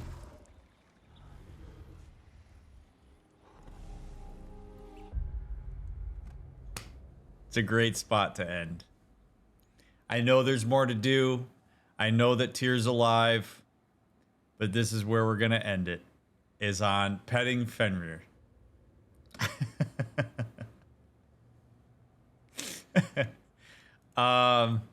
YouTube, thank you so much for all of the support. I appreciate you watching every moment of this playthrough if you have, or if you've watched it in bits or pieces. I hope you check out my other playthroughs. There will be many more to come. It is support from people like you that allow me to continue doing what I'm doing. Whether you support the stream financially, whether you support the stream by just being here, or anywhere in between, or any combination, thank you so much for all of the support that you give toward what I do. I hope you learned something. If you think that anybody you know could benefit from watching this or any of my other playthroughs, please share it. I want as many eyeballs as possible on this channel so that folks can learn and have a meaningful experience. And if you have had a meaningful experience and you're on YouTube right now, please leave a comment. Let me know. I would love to read it. I will be taking a little mini hiatus, as I always do from these long-term playthroughs, but we will have more playthroughs into the future. If you're watching this many years into the future, thanks for watching it. Can only imagine what we've played since. But this was a lot of fun. Again, another shout out to Sony Santa Monica for crafting an absolutely amazing experience for me and for all of us. I appreciate you. I say this at the end of every live stream, but I will say it at the end of this YouTube stream. You matter. Your experiences are valid, and don't let anybody ever tell you otherwise. I will catch you in the next playthrough. I appreciate you immensely.